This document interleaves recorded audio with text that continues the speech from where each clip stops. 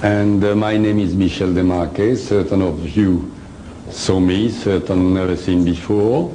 And I have to thank you very, very much to be interested on what's happened to me in June 1987. And I'm sure you're all here because you want to know more about it. I know a lot of you read the book. You are dying to ask questions. We will do the question at the end of the lecture. Don't worry, you can ask plenty of questions. Now, for those who haven't read the book at all, how many of you didn't read the book? Yeah, good, few. Okay, so I have to start from the beginning, which was during the night. I was sleeping very quietly in my little hobby farm over there in North Queensland, when suddenly I wake and I was thinking it was the morning, you know, ready to go, fresh, like you had a good night's sleep. Then I went to the kitchen, and in the kitchen I was surprised to see it was 12:30.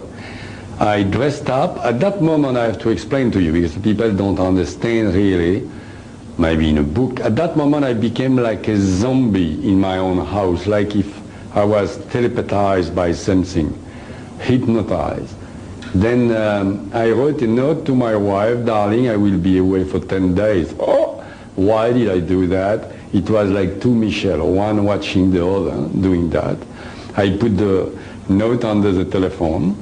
I turned around, I went under the veranda, went down there, and down the stairs, and at the same time I call it backyard. It's not backyard, it's sort of bushy stuff behind the house because I live next to the rainforest. And I continued to walk. When suddenly under my feet, the ground became bluish, reddish, everything distorted. At the light of the star, I could see the house distorted. The philodendron, which is, somebody knows, is a beautiful plant, on a tree next to me, started to distort it. And I said, oh, sort of waking up, what am I doing here? I'm sick, I want to go home. And at that precise moment, I've been lifted from the ground and passed on another dimension. At that part of the book, the translator said to me, oh, because the book being written in French originally, and my English is not good enough to write directly in English, unfortunately. And translator said, Michel, you should change that part of the book, because suddenly you are in your garden, after that you are sitting on a rock somewhere else. I said, I'm very, very sorry, I prefer to explain that later, but I can't change anything in that book except the postscript, which is really what I think about it. But the rest have been forbidden to me to change one word of it. So I can't change that part, even if I don't like that part myself. So what's happened when suddenly I appear, as I say, in front of a huge human being, 10 feet high, who look at me with a smile, a transparent helmet, and say, oh, everything will be all right, Michel, in French, which is my own language. I said, you must be joking, I'm dreaming, because we are in Australia, first of all, why do you speak to French to me? And she said, I say, we speak English here, and she says, so do I in English. So I said, that's it, it's a dream, I'm going to fall upon a carpet, I'm dreaming, I'm in my bed. And she said, no, no, no, no. You are not dreaming, we don't want you to think you are dreaming at all. We came to pick you up physically and to make you doing a trip which nobody ever done, at least on this century, on this planet. You have to remember, all of you, that sentence, because later in a lecture we are going to use it. It's very interesting. If I don't use it, because I can forget, there's so many things to say. At the question time, you remind me about that sentence. Now, what's happened? I was in a different universe. I saw people passing a bit further in last century costume. And I say, who are those people? And she said, we are in a parallel universe to Earth. Here the time stopped. Those people are there for hundreds of years. If you stay here 200 years, you can go out, example, and look exactly the same age 200 years later. I didn't understand correctly at that time, but I explained that, of course, in a book very, very well. The parallel universe is a sort of curse all around the planet. Now I'm going to explain to you something. The planet Earth. Everybody heard, I hope, about the Bermuda Triangle. And simply, around the planet, you have a parallel universe turning around. And that parallel universe, if you remember the Bermuda Triangle, by the way, is a place where people say plane disappear, ship disappear, people disappear, object disappear, birds disappear. So many people say, oh yes, yes, it is the UFO. It is what they call a flying saucer, picking people and kidnapping them. It is not. It could, because it is UFO, which are different of my aliens, but it is not that. Some other people say, oh yes, it is the pyramid of Atlantis which trapped people. It's also false. It is simply the parallel universe is flipping like a sheet of nylon in a wind and same time touching our universe more often on the place of that Bermuda Triangle, that place in Atlantic. It is a very well-known place. So each time if the parallel universe touches that place, it's at the same moment a ship, a plane, a human being passed, disappear and trapped in a parallel universe. The parallel universe is a different dimension of our dimension. So when you go there, also you are trapped, as I say already a few times. And as I talked to Tao, it's a curse, difficult. Some people came out of it by accident also as they went on, and they are fortunate. Some became amnesia, they don't remember what's happened. Others came also out and they don't want to talk about it because they say, if I dare to talk about what's happened to me, everybody is going to think I'm a cuckoo. And some people even take me for a cuckoo. Do I look like a cuckoo? You can't tell it by looks. Very good. Like the cover of the book. Okay. Now, at that moment, Tao told me that, and she said, we are going to take you for a trip, as I said before. And I said, you must be joking. What for? And she said, you are going to witness what we are going to show you with your physical body and report it in a book. I say, you must be joking because I'm a gardener. I'm not a writer. Why don't you take a writer or a journalist? You had good writers, she says. That's a good question because Plato was a good one, but he's dead long time ago. Victor Hugo was a good one too, but he's dead also. And the journalists are making too much of sensationalism. We need you to report word for word what you are going to witness and to put the information in a book, and we'll help you to do that. She didn't tell me at that moment why they choose me, but we'll talk about that later. By the way, before to go further, I forgot to tell you something very important. You are all here in that room, that lecture. We are going to talk about astral body, astral travel, space travel, stars, Big Bang, and so on and so on. Thousands of books have been written on that. I am sorry, but all those books are theory, which is very good, like the theory also of Darwin's theory. You have a lot of theory, plenty theory. It's all theories. But I am here not to tell you theories, not to tell you my opinion, what I think of it, what I think that we can talk philosophically after the lecture. But I am here to tell you the truth. Also in my book, it is the truth. And believe me, the truth sometimes doesn't please people. If you see a beautiful lady and you tell her, you are an ugly bitch, she is going to laugh at you. But if that poor lady is ugly and you tell her she's an ugly bitch, she's going to be very, very, very hurt because that was the truth. So people sometimes don't like to hear the truth, and even here, maybe you can be hurt same time on my answer because I have to tell you the truth. And for those who read my book, and so everything what is in, from the beginning to the end, I know some people have been hurt because things they thought, oh my God, I don't like to hear that. So after that, now we are going to continue the lecture. Okay, the abduction by itself, I know certain of you wanted to know how that did happen. So for me, of course, it's very, very boring because I've done that about 4,000 times. But certain of you like that part. Now we are in a parallel universe. We are walking there, and we are going to an absolutely round spacecraft waiting for us there and shimmering, about levitating about 10 meters over the ground, their ground, that parallel universe ground. And we went there, and then at that time, I have to tell you, I've been scared because I say, that's it.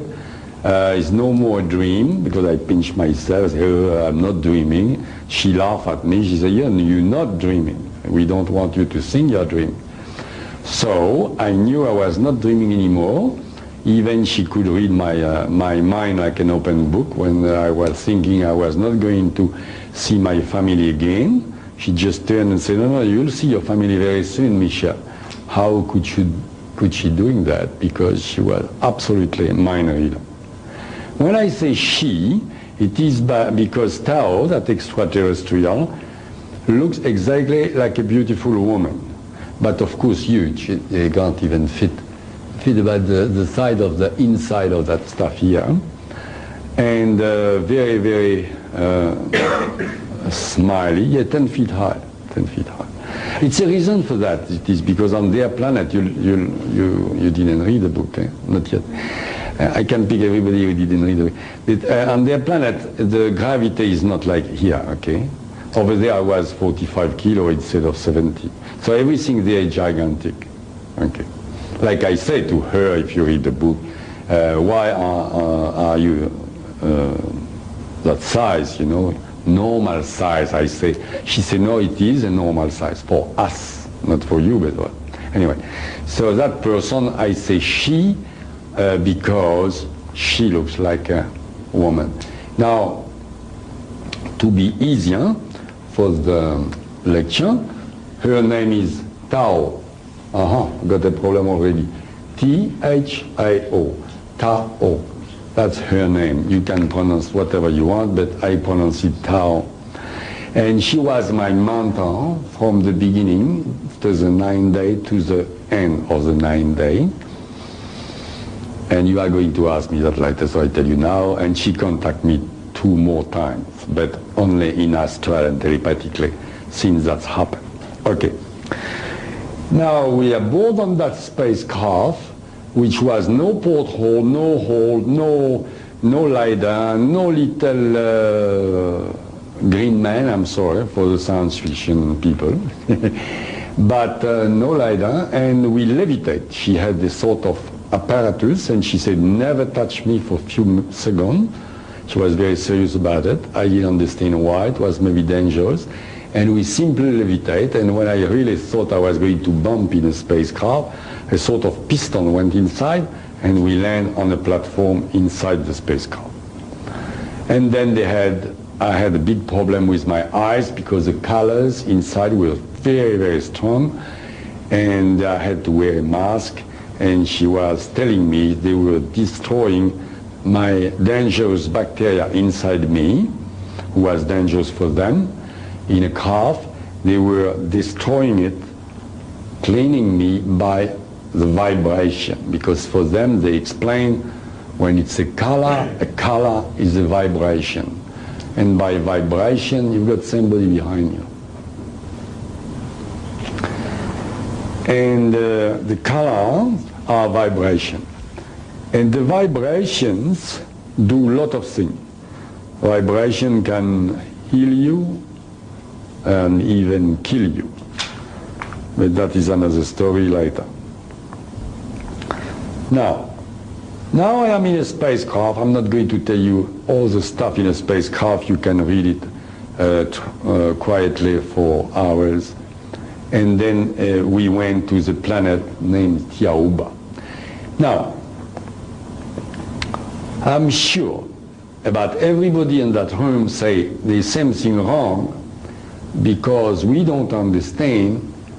The physicists explained to us is the galaxy and the universe so big, stars and planets are light years from us.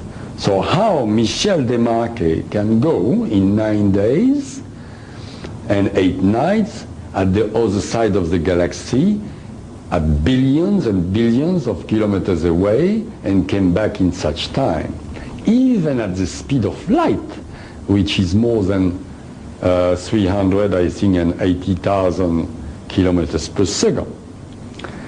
And you are right, because it is impossible. Is it 380,000 kilometers per second?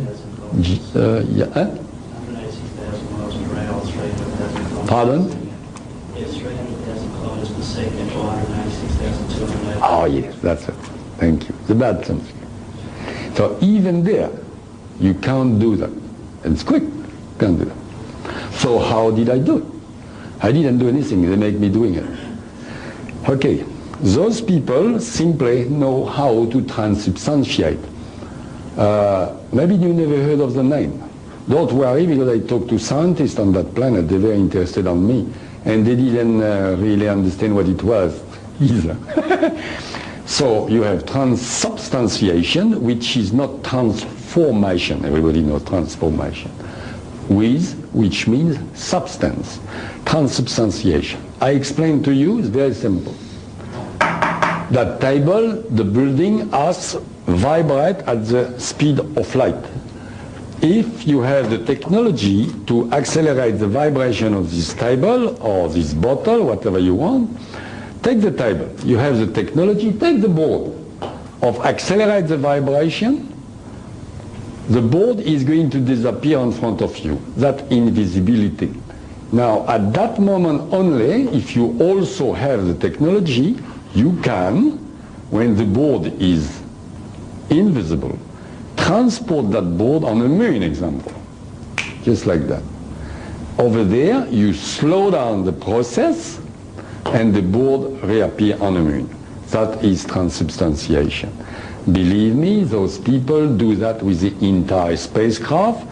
We were 13 people aboard, 12 astronomers, if you want to call them astronomers, inside the spacecraft, plus me, and I didn't even feel it. But don't think it's work like that. They go first at the speed of light, then they go in a space, and then very far away, because if they do that, example, in our solar system, they blow up. Everything explodes. They would have a terrible accident.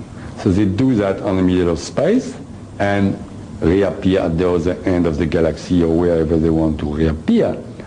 But they slow down the process there. So finally, to tell you, if we talk about our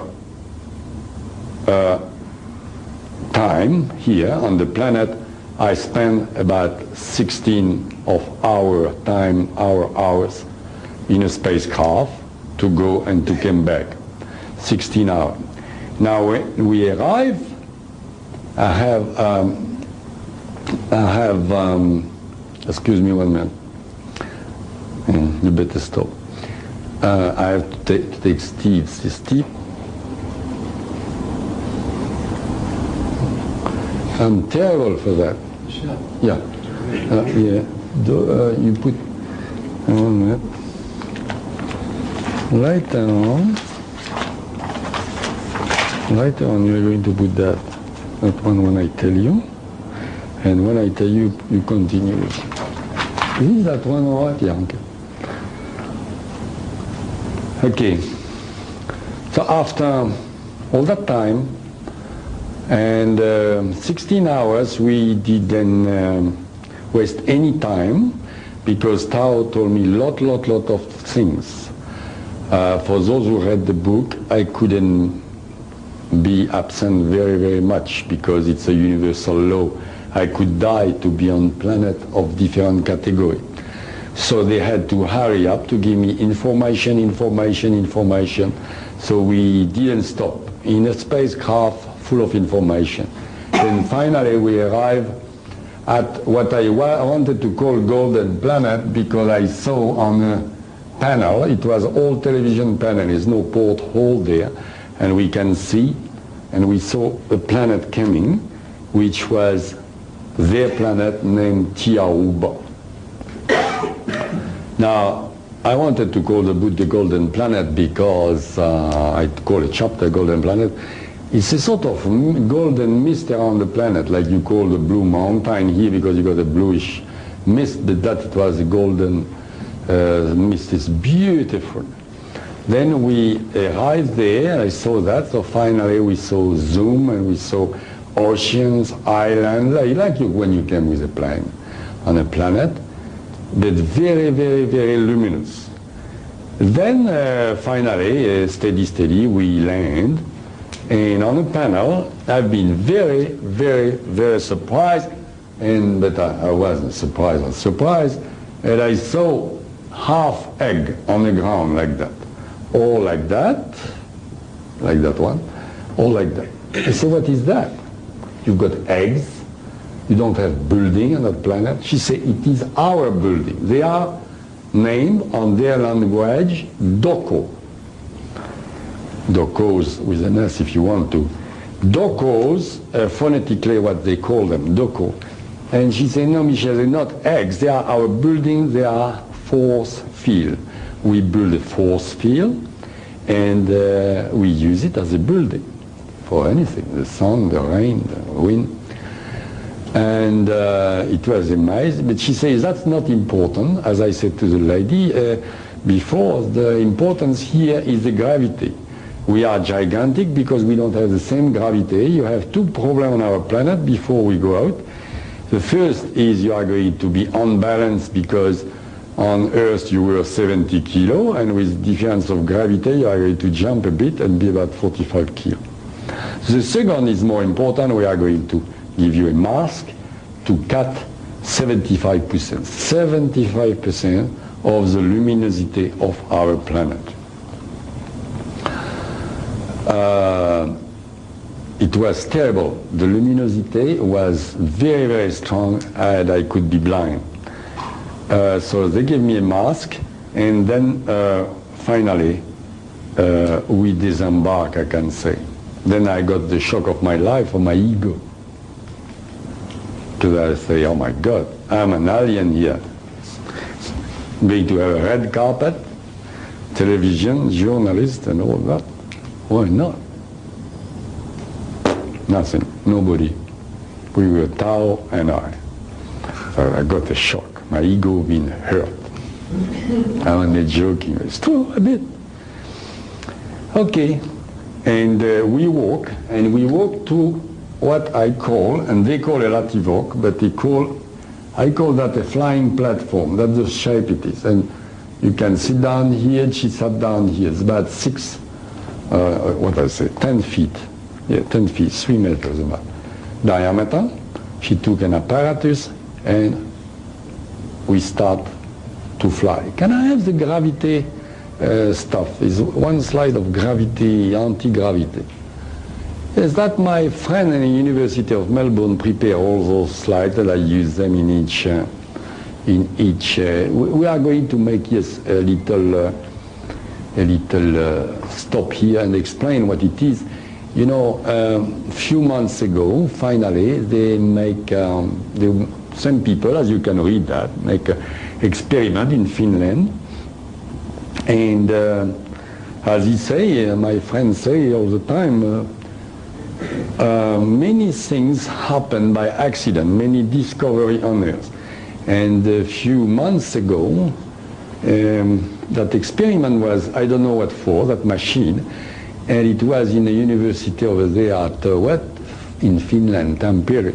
A guy came in the same room they were doing the machine and smoked a pipe. Finland, they smoke pipe. Here they don't do that in university.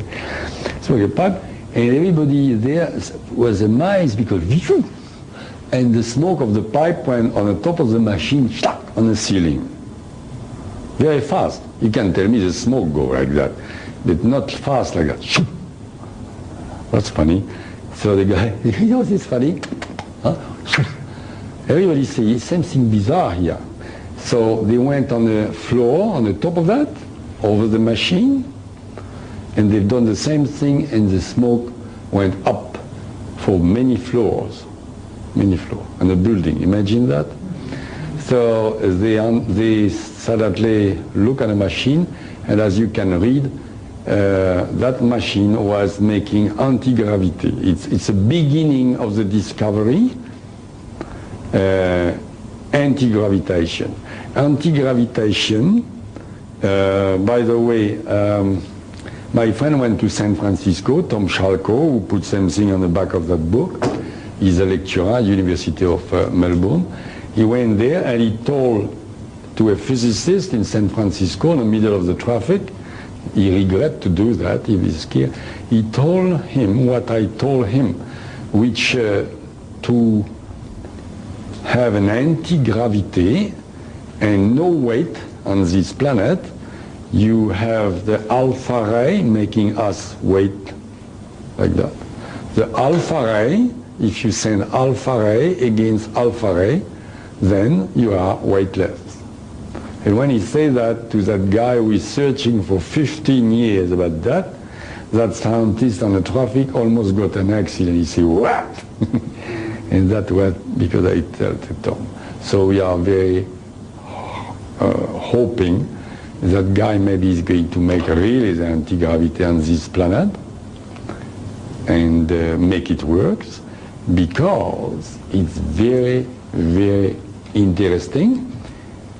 I board on that platform, and you imagine when you heard, immediately it reminded me when I was there, you know, when you kid, you heard about the magic carpet flying. It's exactly that. It's exactly that. Which is sometimes coming from legend, because those extraterrestrials were coming here 10,000 years ago, whatever. So it's exactly like if you imagine flying carpet. You go there, it's almost no noise, and the platform went up, and Tao could move it, and we went 500 meters away, just like that, sliding, and we went in the first doko. The first doko was on a landing place, if you like. They'll call it for not airport, because it's not an airport, but air base for their spacecraft. And I had a second surprise of my life, or I can say maybe the 10th already. But when we went there, we went straight inside the first big doko. Remember the doko? Inside it was, of course, the base of those people commanding the airfield. And we went inside. So the doko from outside is a whitish color, whitish, like an egg. Then the surprise was we passed through, you can feel something, it's no door. You pass through the force field. You just feel something, like a pressure, and it's finished. Then the big surprise is, when you feel that, you look around you, is no more doko. You are outside. Imagine all that building disappear. You see everything outside. It's very simple explanation. You can't see inside, but when you are inside, they made it like that. You can see outside. It's incredible. Incredible because on the top of the doko, you can see they have a lot of big, beautiful birds, and suddenly you can see the feet of the bird, which is on the top of the doko, and you think the bird is is just like that in the sky, you know. And the bird is resting on a doko. If the bird is too big, a very big bird, pass through, scare, and he start to fly because he can pass through. Okay, now we're not going to go too much on that because we have a lot more important than that. That's only materialistic, and we are here mainly for the spirituality. We went after that to Maidoko, which was in an island on the middle of the ocean. They have a planet with one sun. It's a bit like us, and it's not, if you like. First of all, the colors are, you can call monochromatic. Instead, we have colors like we have. Everything is mixed up, the monochromatic, and everything seems to be lightened inside. Like you see a leaf of a tree, and you think the light is inside the leaf of the tree. It's very difficult to explain, as I say, the book's very difficult, but it is absolutely magic and beautiful. The only problem I had was the luminosity. For our eyes, earthly people, the luminosity is too strong, and as I explained, I find it, for the first time in my life, I find it because of the beauty of the color and luminosity at one time. But I'm going much too fast. I want you to understand what I'm talking about. Now, first of all, after that we took the platform and we went to Maidoko. That's just what I tell you. But I have to tell you something. I've been surprised because I start to meet people there, a few people at the airspace, and everybody, first of all, looks like very happy, but everybody looks the same age. About 22, 23 is a good age. So I was wondering, and of course Tao reading my mind all the time, say, yes, Michel, it looks like that because we prefer to look young, and we have the secret and the knowledge of regenerating ourselves at will. Could you stop for a second? We flew, as I tell you, we passed over the sea with always that flying platform. I saw beautiful bird, we passed through the forest and finally the ocean, and we went to what we call, she call, I call, my doko. It was a doko that's like that. By the way, everybody saw that doko we show at the beginning. Everybody understand that photograph have been, can you show the doko again? That photographs have been taken by NASA on the hidden face of the moon. I know in a hidden face of the moon is alien bases for very long time ago, for thousands of years. And it is very interesting because as you see, that photograph is by the NASA, the American. Yesterday on television, her name, Kirian, told me I should talk to NASA, by the way. If I had time, I could tell her that, because that's not me, that's NASA. It's very interesting, that photograph, because Tom found it, you know. Now they take it very secret, but at that time it was a leaking, and somebody pinched that photograph because it's exactly, almost exactly, what the doko looks, you know. You can see, like I told you there, the thing is like a half egg, okay? So I had my doko was like that, okay? Half egg this way. Huge, from here to the other end of the room there. Okay, the detail, you have them in a book. For inside what it is, you got a relaxation place and so on, even a mini swimming pool if you like. And they take, by the way, the water, it came from the air, they transform the air in water. They have tremendous technology. I was all the time amazed. But we were there for a little while when suddenly we heard laughing, etc. And all the crew from the spacecraft came and joined us. And I was amazed they didn't have a spacesuit anymore. They were all in robes. Everybody on that planet wear robes, coming about middle of the legs, robes, and full of colors, different colors, all unwind like that. Very beautiful. Same time different to the neighbor, and same time almost the same. And I've been told, can I have the aura please? I've been told they wear those clothes because the clothes are match with their aura. I didn't quite understand that at that moment.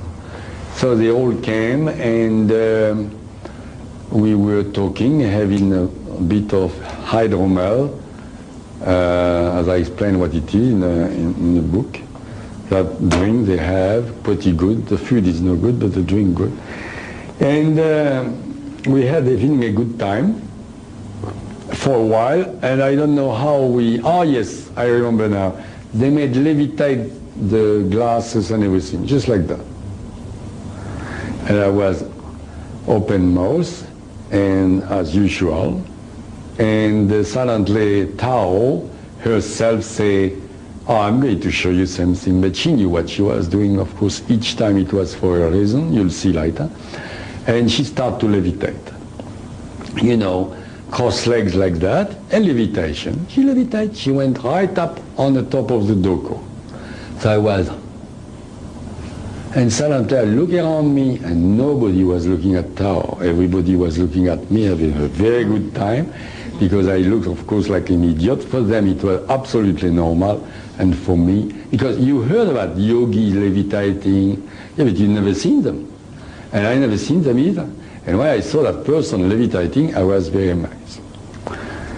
Okay, then everybody went, and I went, and I slept in that doko, and the next morning, Tao came to me, and I had my bath and everything, and I had the suit they gave me, they built specially for my size, space suit, and she told me to not wearing it, and she gave me a robe at my size.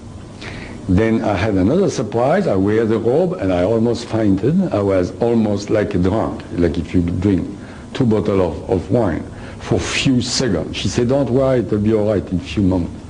What's going on? She said, no, it's simple. It's very simple, Micheal. We give you that robe, and we build that robe, and the color of the robe being match with your aura. Can you see the aura of that guy? It's the first photograph.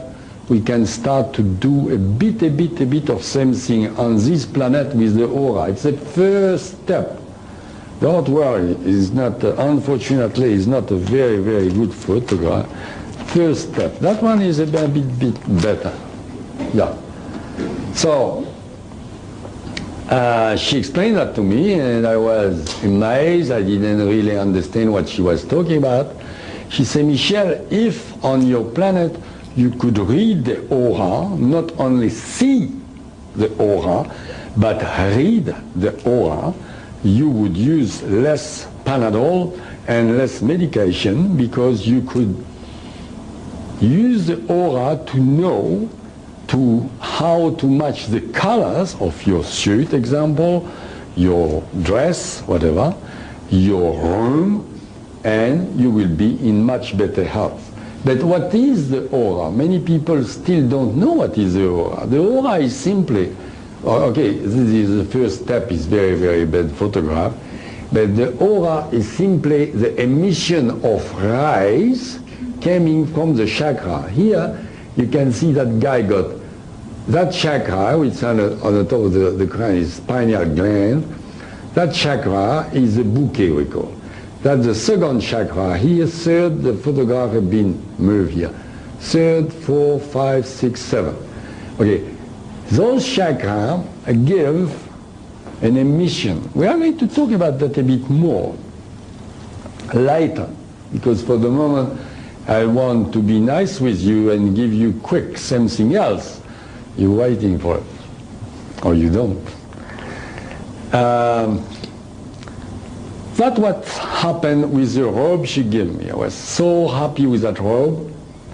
Incredible. By the way, we got a little stop here to tell you, my friend in Melbourne at the university was interrogating me, asked me question about that famous robe, made that shirt. That shirt exists. By the way, I got it. I am not going to undress for you, but I got one here under my, and give me a lot of energy. Believe me, I can't sleep with it.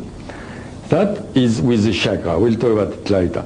He's done that, and of course made a photo montage and put that new cover. But this shirt is a sort of things working on this planet now with the chakra and the color. It's 14 different monochromatic color. But he's a scientist. He's done it in Melbourne. Now, that's why that shirt is very brilliant here. But that's the work with the aura. Now, aura. Remember, I am in my doko. I wear my robe. I don't want to confuse you. I wear my robe. I'm so happy. She laughed again. Oh my God, she said, etc. And she told me about the Panadol and all that stuff. And she said, now we have to hurry up because they're waiting for us. I said, who is waiting for us? I didn't dare to ask. And here we go. We embark on that platform, flying platform, and we went to the ocean again, and very, very fast. That platform can make a force field around it. You can't even feel the breeze. And we went to what she called the city of the 9 doko, which is dokos like that, very big doko, this form, and we went there. Then we walk, and finally we stop on the front of a big doko. And then Tao, who is always very happy, very easygoing, was silently very serious. And I say, oh my God, why she changed like that? You know, it's very, very bizarre because she doesn't laugh anymore, she doesn't joke. And she said, Micheal, I'm going to, she's sort of stopping, just like that on the front of the doku. And she says, no door at the doku, but you have a light where you can cross. Like that you don't bump on something behind because you can't see. So that's what it is. And she stopped there and she sort of concentrate. She said, you are going to close your eyes for the luminosity. I'm going to take your mask off and we are going to come in. I was very intrigued, and I've done what she said. She took my mask off, and I felt she lead me by the shoulders. Of course, she's like that, so she take my shoulder like a kid, and we walk. My eyes closed. I could feel the force field of the doko, and I knew we were in, but I was very, very intrigued. See what's going on here, and we walk, and finally she said, "You can open your eyes now." I opened my eyes, and you have to remember that, and I saw what I thought it was, 7 statues in front of me in a sort of semicircle on the front of the doko. Everybody can hear me there? It's okay? Thank you. You have to tell me because with my accent and everything, and if you want to come on the front, it's okay. And it's difficult to hear and to see. See better over this side, but hear better over that side. yeah. You want to come here? Well, I see the screen better here. Oh yeah. I can't go there because I want to show you a lot of things. But if you want to come here, it's good. Because it's more work here than there. There it's almost finished.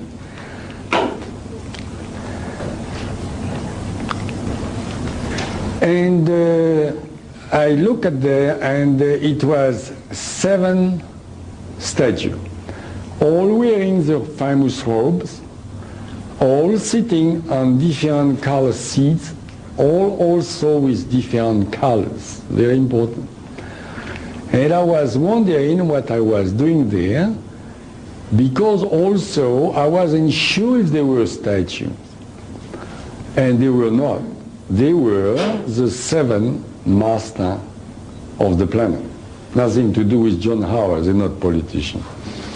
He's not the master anyway.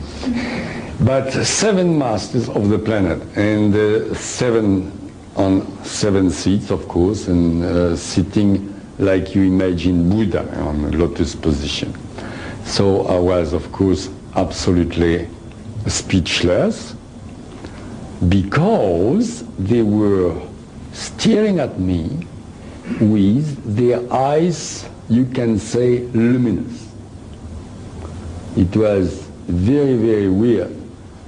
You could swear their eyes inside were luminous. So you imagine that?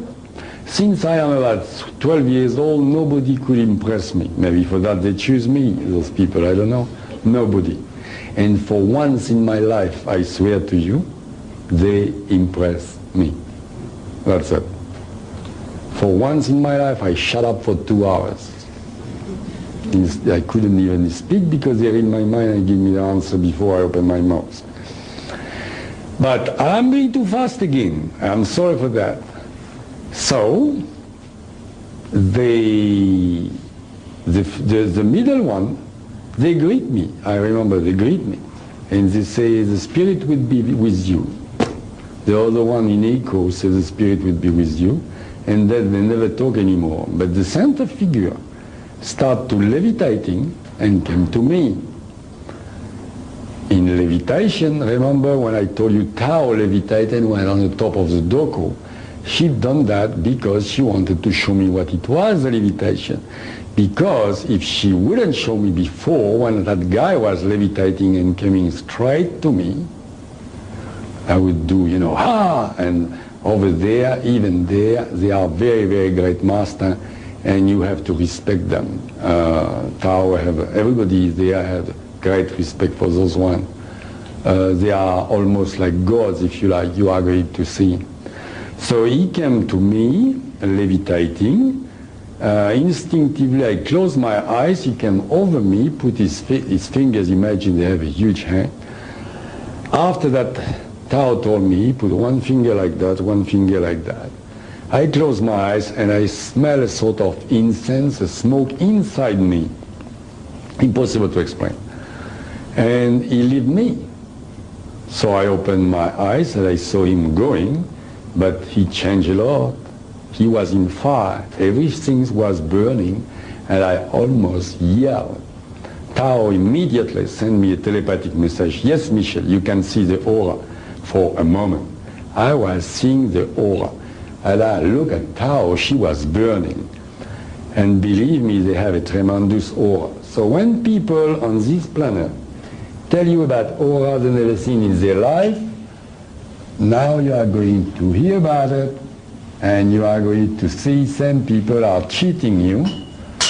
Okay, that photograph there, of course, it's a very nice photograph, but we don't have the technology yet. But the aura, some people in a psychic expo tell you, ah, this little bonheur, it's a little aura like that around you. The aura is not like that. The aura, I always have problem with my stuff everywhere I go. I don't know why, maybe my karma. That's supposed to be a human being, if I can make that working one day. Is it? No, that's good. That's the legs and etc. So we've got our famous chakras, we'll talk about it. The aura is like that. Non-stop. Okay? Here you've got the bouquet, forget about that. The aura is doing like flames. That flame in 2 seconds later is here. And there, and there. It's like a fire. You put fire to somebody. Pardon? Flares. Yeah. Flares. Yes. Yes, flare. Non-stop. It's burning all the time. Why was that? Because the aura is the result of the actions of the chakras. A chakra sends emission, and that's make the aura. So that if you know how to see the aura and you know how to read the aura, then you can go to the source, which is the chakra, I'm sorry, and the chakra act on your glands. We'll talk about it later. For the moment, I was absolutely amazed, very difficult for me, because, oh my God, I didn't know what to think. So, one thing, the main thing I could see through the doko, all the doko was involved with that, was the pink color. And I learned later, the pink color is the color of love. So I can tell you something, they are very loving people, because all around those 7 figures, it was pink everywhere. Plus, of course, a lot of gold, which after that I learned is spirituality, and purple, but everything was golden around them anyway. Now, same thing is very important now. They were sitting on those 7 seats, and you could see them in front of me, same time almost became invisible and reappearing, okay? And it has been told later to me, they had a very big problem. Those masters are so high spiritually, they don't live on physical. They had big problem all the time to keep their physical body around their astral body. I hope you know what I'm talking about. But if you don't, you are going to know in a few minutes anyway. So they were trying to keep their physical body around their astral body inside.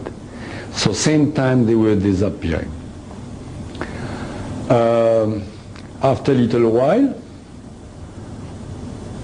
the center figure started to talk to me, because also I forgot to tell you another thing. I would prefer to be naked in front of you now than the situation I was there at that moment. For the simple reason, I say, I am seeing the aura, and I heard in my life, if you can really read an aura, you can see if the person have bad thoughts or jokey thoughts or dirty thoughts. Or I didn't have dirty thoughts or anything, but you never have pure thoughts. So I say they can read all my thoughts, because they can read my aura better than I can do anything, because I just see aura, I don't know what's going on. They can read my mind. So I was absolutely naked and very impressed. And I said, but what am I doing here? I said to myself. I even not finished thinking about that. Finally, the center figure, that one who came to touch me, greet me again and say, Micheal, we didn't bring you here with all the trouble it's doing, because you don't travel through space just like you take the plane from Cove Harbor. Here, just to visit the planet and to admire our planet, which we know already you like very much. You're not here as a tourist, you're here because you have a job to do, like Tao already told you. And he continued to speak and to tell me what's going on. So, first of all, they are watching us, those people, for hundreds of thousands of years. Time to time, they give us a little push, a little help. And now we are at, everybody knows, pretty critical turn on this planet for many different reasons. Not only because we rubbish it physically, but also they are appalled, totally appalled, the way we act more materialistically all the time and not at all spiritually. Which doesn't mean you have to meditate all the day and go in the Himalayas, not like that. But it means we are spiritual beings, wanted having physical experience, but we forget completely about who are we really inside.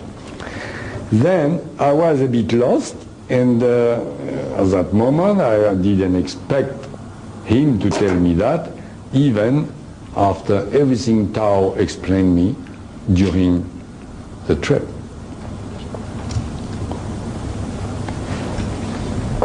I'm sorry.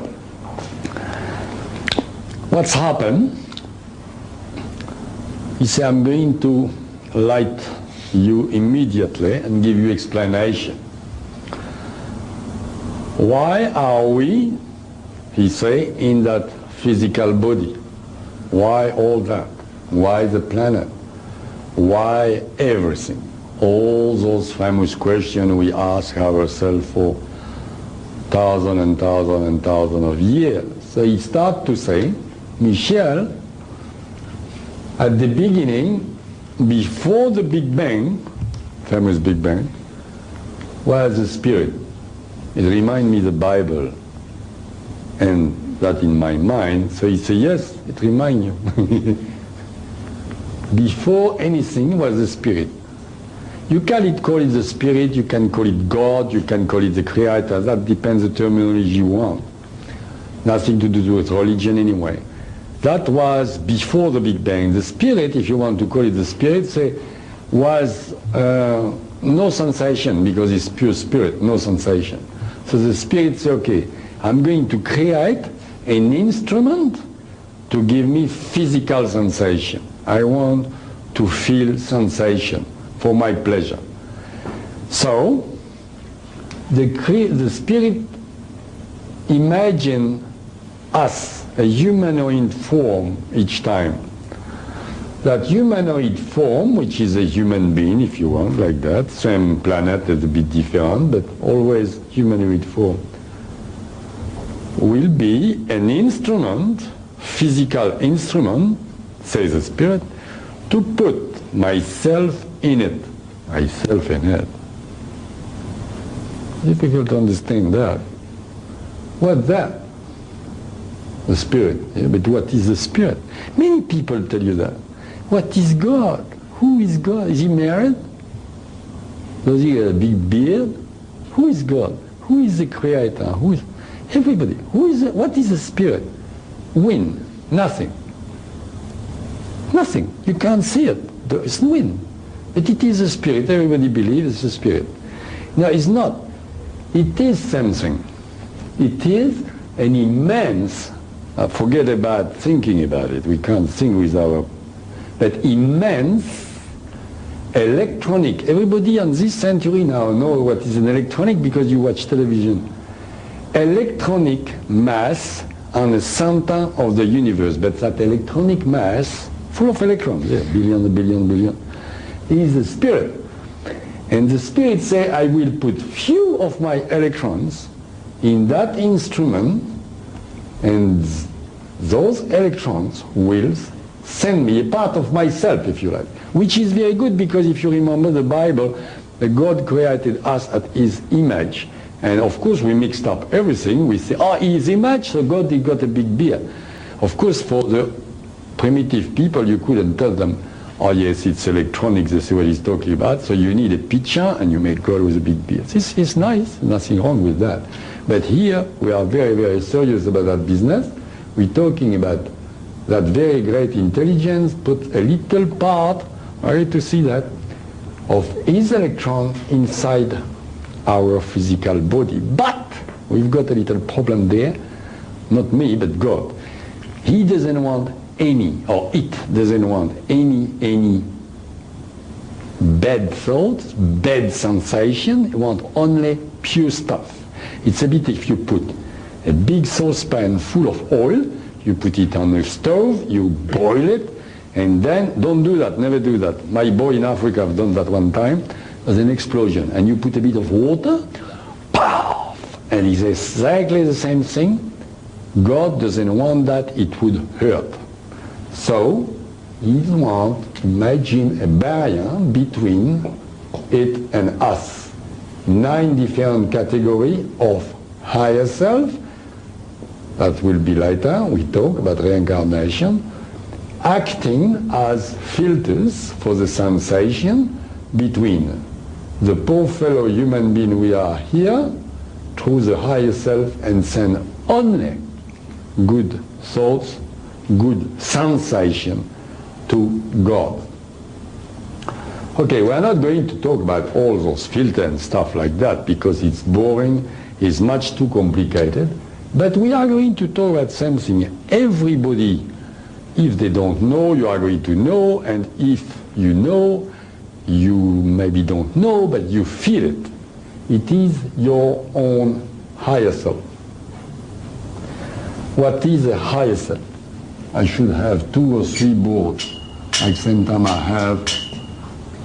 What is a higher self? Everybody's talking, and New Age people, they talk, oh, higher self.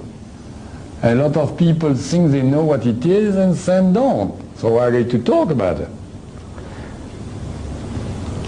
The higher self is simply also electronic. Now, I'm going to stop that 2 seconds to tell you something. Everybody heard, mainly in religion, etc., about the soul, as I said 2 minutes ago, the spirit. Somebody call it astral body, and if you call it spirit or soul, even in religion they say, yes, that's wind, there is nothing, it's just a spirit. I've got a news for you this evening, this afternoon. Inside your physical body, what certain call soul, certain call spirit, certain I prefer astral body, because it's the shape of our body. In this astral body, or soul if you like, you have not nothing or wind, but you have more than 4 billion trillions, imagine, of electrons. And each electron is able to memorize the whole books in Canberra Library, National Library. Imagine the possibility of memorizing.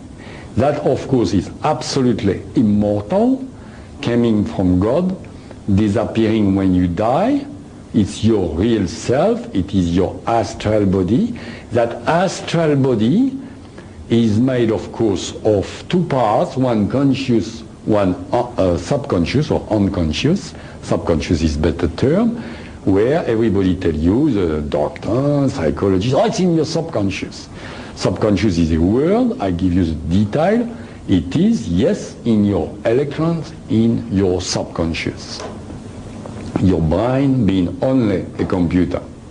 All the memories are there, from reincarnation to reincarnation.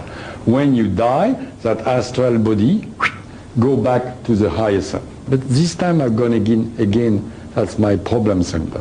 Too far, too fast. Sorry. Okay. Every day now with the new technology the doctors have in a hospital, and more and more and more near-death experience people talk about near-death experience. You heard about that? Huh? A lot of people. Very interesting. After my lectures, a long time ago, I don't know, 2 years ago or so, in the Gold Coast, a young lady, she's about 23, she said, I heard about you, I have to tell you something. Okay. We went talk, and she said, you know, I had a car accident, and they say I was dead. And I said, oh yeah, I heard about that, I know about that, but people have different reactions. Did you see, some people say, I saw Jesus Christ. I said, did you see Jesus Christ? And she said, no, because I talk too much. I should let her speak. She said, no. I said, did you see Buddha? Some people say Buddha. She said, no. I said, did you hear music? She said, no. I said, so finally, what did you say? And she said, oh no, it's very simple. I've been there, and whoosh, I went through a tunnel, and I went in a big light, very, very big light, full of love. And I said, oh my God, what I'm doing here, please, my boyfriend needs me. Can I go back? And here I am, I'm talking to you. Oh, good, good. And I say, oh, it's simple, you saw your higher self. My higher self, what's that? So that girl didn't read books, didn't know anything at all. She never read about anything. She couldn't try to, you know, take my attention, fool me, do something. She was absolutely sincere. She didn't know what she was talking about. And she gave exactly the same description many books give, like the Dr. Moody took many witnesses about that. Exactly even if people tell you about Jesus Christ, sometimes it's their imagination. She said, no, I saw a silhouette, but if it's Catholic, it's Jesus Christ. Another one said Buddha. They didn't see anything. They see the light, and they came back, and like a dream, if you like. When you came back in a dream, same time you deform the dream at your will. So that girl didn't know anything. She said, just saw a light full of light, I came back. The higher self. She said, what? What's that? And I explained to her what it was, the higher self. And I'm going to explain to you, of course, in detail, because it's very, very, very important for you. It's very important for many reasons. It's a reason sometimes I make a joke about it, and you are going to relax with the joke, but it's true. If you, a guy who never heard of higher self, he die, go to the, he die for good, not just with the accident. Die, he's dead, he's on the bed there, and he go up, straight up to that light. He said, oh, never heard of it. He's scared to death. He's dead already. He's scared, came back. He came back like a boomerang to his physical body. Then he's next to the physical body. And he sees himself on a bed, and his wife is crying or laughing because maybe she wants to go with a neighbor. That's my joke. And, oh my God, he said to his wife, hey, what are you doing? What's happening? What am I doing here? The wife can't answer, the children either. Nobody can answer because he is in astral. But he can see himself in astral. See himself, the astral body, electronic body. And he can see his physical body, doesn't understand anything at all. So he panics, he asks, he says, hey, I'm here, what are you doing with my body? I'm here. What is that, you know? Etc. Big argument. He turns around the house, and as a second joke, sometimes he sees his wife giving his own car to his brother-in-law, you know, yeah, so he's very upset. He says, that's my car. So he got a problem. He got a problem for 3 days, the guy. He's suffering for nothing because he doesn't know what is there. Because the astral body turned around the dead physical body for 3 days. So he's going there, he see the light again, damn scared, came back, turned around the house, talked to everybody, nobody want to answer. So it's very good, people know that before anything happen in their life, and they know, it's very good when I talk about it, because it's nothing to be scared of. We are going now to talk about the higher self, that famous light. Now we're going to talk. That was joke without be joke, because that's for 3 days. Do you remember when Jesus Christ been resurrected? They didn't tell you 4 days, they didn't tell you 2 days, because it's a reason for that, because it is 72 hours. After 72 hours, the astral body go completely with the higher self. If the guy like it or he doesn't matter, because that's a universal law, it is the nature, and he goes there like you are attracted by a magnet, and he's finished. But between that, he can go around. Now, all that is explained in the book. But I wanted to tell you that. Now, I'm going to ask you a question before. Later you are going to ask me a question, and now I'm going to ask you a question. Anybody in this room had déjà vu? Oh, phew. You never had a déjà vu? You know what is a déjà vu? I think I have had once. I haven't seen, so please put your hand up if you have. Don't be shy. Oh, that's better. Okay. Thank you very much. So, what is a déjà vu? Many people tell you, oh yes, it's I'm believing in reincarnation, it's my former life. Yeah, I saw that and that. No, I'm sorry, it's not true. Okay. Don't worry about the déjà vu, we're going to talk about it again. Explanation of the déjà vu. The higher self is an electronic mass also, of course, coming from the top. But the higher self is simply, okay, in religion they call that a guardian angel, okay? But it's not quite like that. On the category of planet we are here, a higher self got 9 times 4 billion trillions of electrons. You know those billion trillions of electrons which make an astral body? have 9 times that, plus a nucleus of 9 times 4 billion trillions of electrons for its own energy. Which means that's the real higher self here, then 9 times those 9 astral body to distribute in one physical body here, one in New York, example, one in Tokyo, one on planet Mars, no, that was a joke, one on the moon, good. So you had one there, or 2 in Sydney, 1 in Melbourne, whatever. Nobody knows, except you can have, because people call that soulmate, and that's true. If really, really you have a soulmate, you can come from the same higher self. It's very difficult to know, except one we are sure of is the identical twins. The identical twins are from the same higher self. And you know, as well as I know, you don't need me to tell you that, is one identical twin is in Sydney, got an accident, physically really a shock happened to the other identical twins in New York or Paris. So why? Because it acts like a walkie-talkie, boom boom, going into the higher self and talking or giving sensation to that one in New York. That is sure. That was the higher self. So the higher self distributes the astral body inside of 9 different physical bodies on the planet, which now we are all here, and but all of us have 8 different brother and sister, if you like to call it like that, but astral speaking, 8 different other people on the planet from its own higher self. Okay, anyway, later we talk about it if you didn't understand. Now, how does it work? How do you came here? How do you, yes, I'm baby, yeah, baby, yeah, but how does it work? How? Because the baby, the physical body, all that, forget about it. That's all nothing. That's physical. What is important on all the stuff is the astral part, all those electrons, which is us. I hope now you start to understand what we're talking about, because we are that astral coming from there, those famous little electrons to send sensation, little electrons, 4 billion trillions each of us. But for here is nothing, it's a drop. We are that part of God, if you like, that is inside us.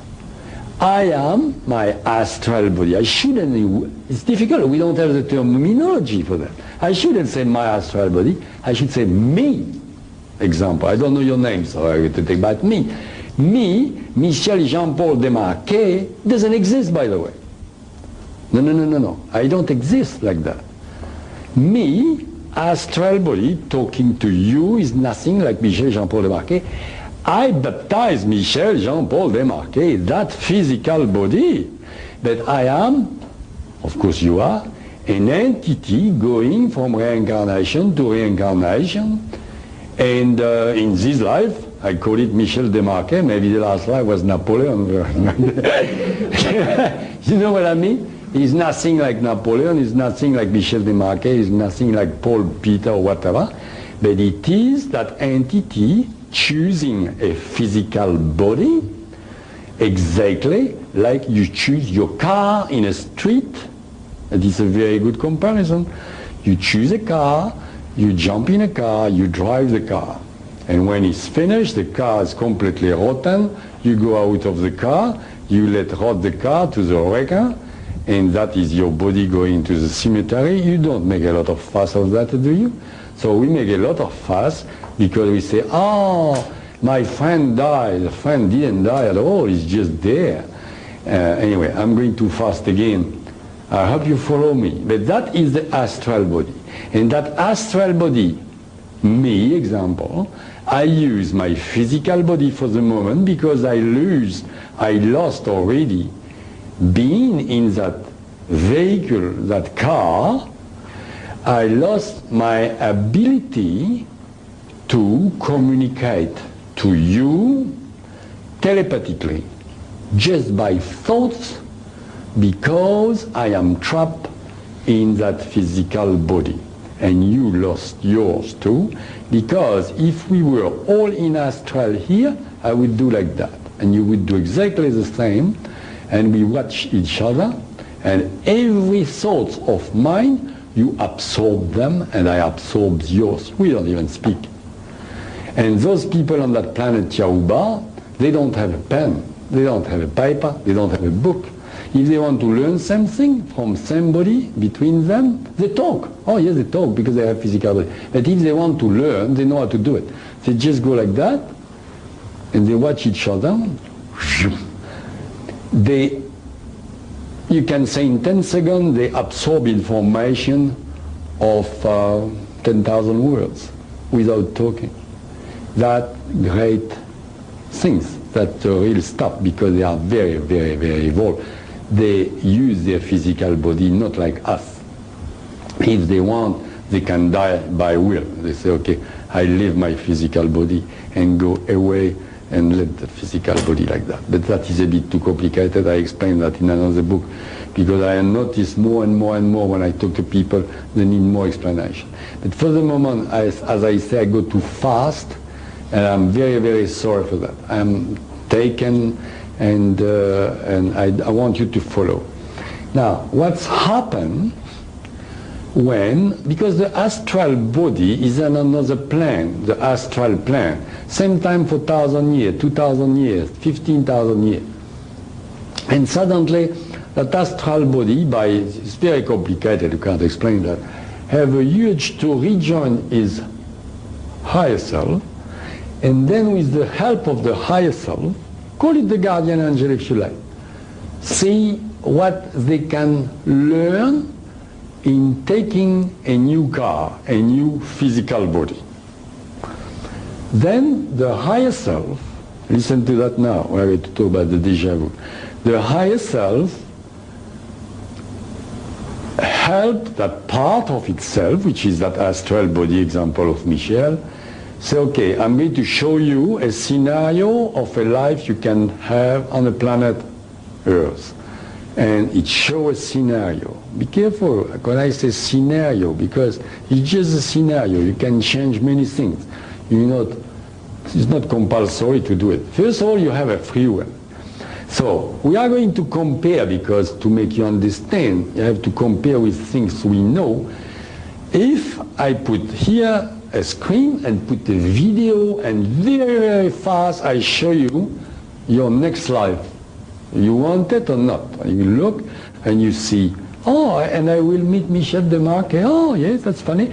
And I see that, and oh, yes, those people, I can choose them like my parents, my brother and sister, wife, blah, blah, blah. Oh, I go in a boat, and blah, blah, blah. Oh, yeah, I take it. No, I don't want it. But it's not just like that, of course. It's much more profound. You look at that, and you can see with the help of your higher self, you see, yes, I can learn something I didn't learn before, learn something to improve my knowledge, spiritually speaking. Then you can choose it or not. Sometimes it's very, very hard life, but you know you can do it to advance very, very fast and finish to ending to the source, maybe in 10,000 years or maybe in 10,000 days, nobody knows. Then you know you are going to learn something, choosing that sort of video type. You see, okay. And obviously all of us here say yes.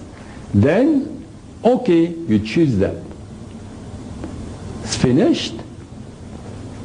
Same thing happened there, and everything you saw is erased, and you don't remember anything. It's a reason for that, for suicide purposes, because you could be tempted to do suicide, which is very bad.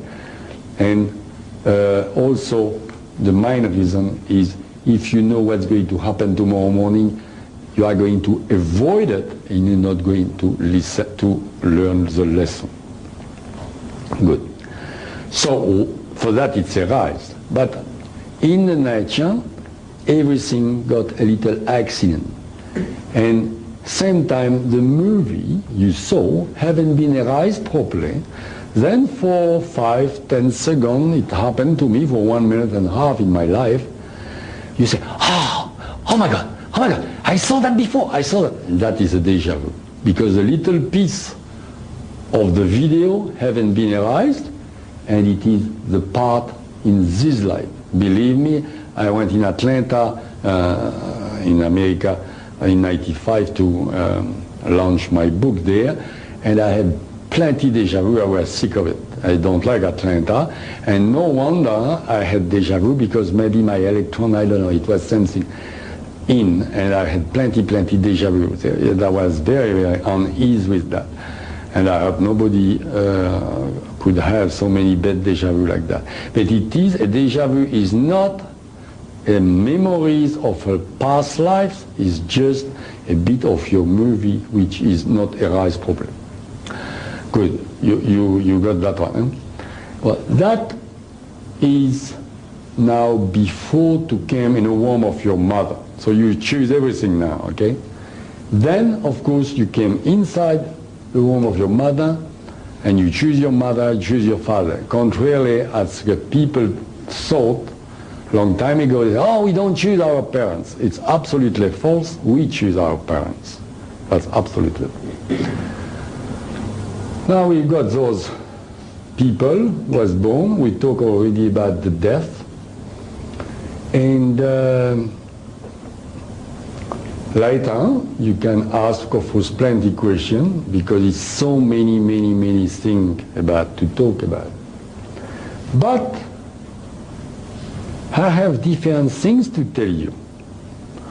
Because that, okay, our purpose on earth, to please the Great Spirit. We are, I would say, without being rude to God, but we are a bit trapped by His fault, because He wants sensation, He created us, but it is like that. What do you want to do? It's like that. We are a part of the mechanism. We are also, you know that, a part of, because, oh, by the way, when God imagined the man, He imagined the planet, imagined everything, and suddenly one day He triggered the biggest atomic explosion that ever happened in the universe, which was the Big Bang. Okay? So the famous Big Bang, I wrote my book and published in 1993. 2 years after, the scientists, oh, by the way, the Big Bang is not a theory anymore. You know, we know, you know. Thank you very much. They didn't read my book, but they discovered it by itself. So, but I say that before, because as I tell you at the beginning of that lecture, I don't say theory. Now, there's a lot of different things also. They are going to learn, the scientists. We are going to talk about it now. Continent of Mu. You don't think we are really the first civilization on Earth? Of course you don't. And you are right. What we can call civilization, because for those people they don't call really the civilization, but I don't want to be too bad with it. Now over there we've got a very nice picture my friend found and put that on the slide. And it is the Pacific Ocean, and we are going to talk about the ancient civilization. Pacific Ocean, so you don't need me to explain, the picture says it all. But a very long time ago, it was, for those who read my books, that big continent arose 1 million years ago in the Pacific. And now it's not there anymore because it disappeared. But it was a big continent going about next to the California there, just touching by a zoom, going Hawaii, a bit like that and like that. Huge continent, about 3-4 times like Australia. And one corner of that continent, one corner, was the quarry of Olatum. And on that quarry,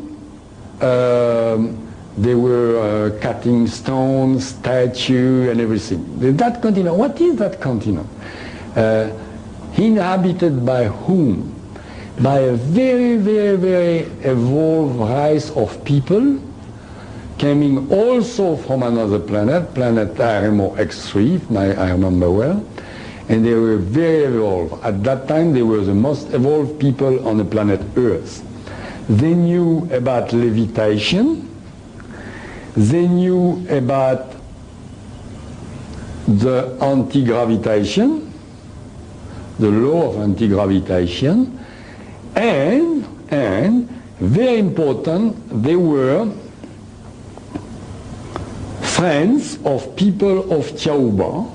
Not only friends, but people of Tiaoba were visiting the king of Mu in Savanasa with their spacecraft openly, which I wish they would do. Like that I wouldn't look like a liar or like a cuckoo when they interrogate me on television or even on the street, because when you say to your neighbor, been abducted by aliens, they try that over the fence. It's, you know, he thinks you cuckoo. So I say to Tao, why don't you do that now? Go to the Pentagon and like that, it's a be all right. No, you're not ready yet, she said. At that time, they were ready, and they were talking openly with the government, those people who abducted. Being gigantic like they are, being very friendly, very nice people, the artists on the continent of Mu asked the king if they could, by stylized statue, make statue on memories of those people coming by spacecraft. And the king accepted, and they've done lot of statue on the quarry of Olaton. Now what's happened when the continent went down the water? It's happened then 1 on 10 parts. The quarry was 10 times bigger than Easter Island now, and it was no Easter Island. That was, you understood that already. That was a quarry 10 times bigger than Easter Island, and now it became Easter Island because everything sank under the water. The scientists can go down there, find plenty of statues they want to, and the statue you find on Easter Island, even many scientists say, my God, how, where they came, what for? They were simply ready to go and to be shelved and put all over the continent. I saw them in Psychosphere. We'll talk about that later. So, the statue you see now in Easter Island are the remnant of the statues they were doing and shifting. Now, how can I have Easter Island statue? Also something very interesting. If you look in an encyclopedia, you got 7 statues. Yeah, that one, that's good. Okay, by the way, it's a guy, I forgot his name, everybody heard about him. He went, he done with the Kon-Tiki, he crossed the Atlantic. Pardon? Yeah, Thor Heidel, a name like that. He speaks French, by the way, the guy. And he's very nice. He wants, you know, to prove his theory, so he put about 200 people with a rope, and he moved a statue about like that, and the statue moved and went, you know. But if I, you know, knew him, and if I could talk to him, I would ask him, because his theory, it's with a rope. So I would ask him to move this statue. You know that guy here? That's the nose of the statue, that's the head. That statue about 150 tons, and that statue is inside the crater. So it would be very much fun to see that statue moving. Okay, so thank you for laughing. Now, that is because those people didn't take rope at all. They had the secret, as we are going to see, of anti-gravitation, and they could move, as I say, everything is weightless, okay? And they can move, as we are going to see, tons and tons and tons with an apparatus like that, because it's a vibrational stuff. I don't know how to make it, nobody yet, but it is like that because as Tao moves that platform, as we flew, for those who read the book, that's anti-gravitation, complete, and the way to use it. Now, those people, yeah, it is very interesting to see also, I didn't notice that, but excuse me, Tom, the seventh one, Tom made my friend put that slide, and if you remember, I told you the seven master of the planet, and there in Easter Island you've got 7 statues like that. It's very interesting, very interesting, very interesting. But that is normal. For me it's normal. It's interesting for you, but, because I know what's happened, okay? 7 statues. Okay, of course it doesn't look like my people because it's stylized. Those sculptures very difficult. Stylized statue. But it looks like them because it's gigantic. Okay. Now, that's for Easter Island, but that great civilization of people, very great civilization of people, civilized about all the planet. Same went by South America and civilized through the Amazon and passed through and civilized and went to Atlantis. Atlantis went in Greece and Greece in Egypt. And the other one went by Burma, and finally India, and went to Egypt too by the east. Those people had so great civilization they could speak with other planets from the planet Earth. So some people here say, what is he talking about? He lost his marble.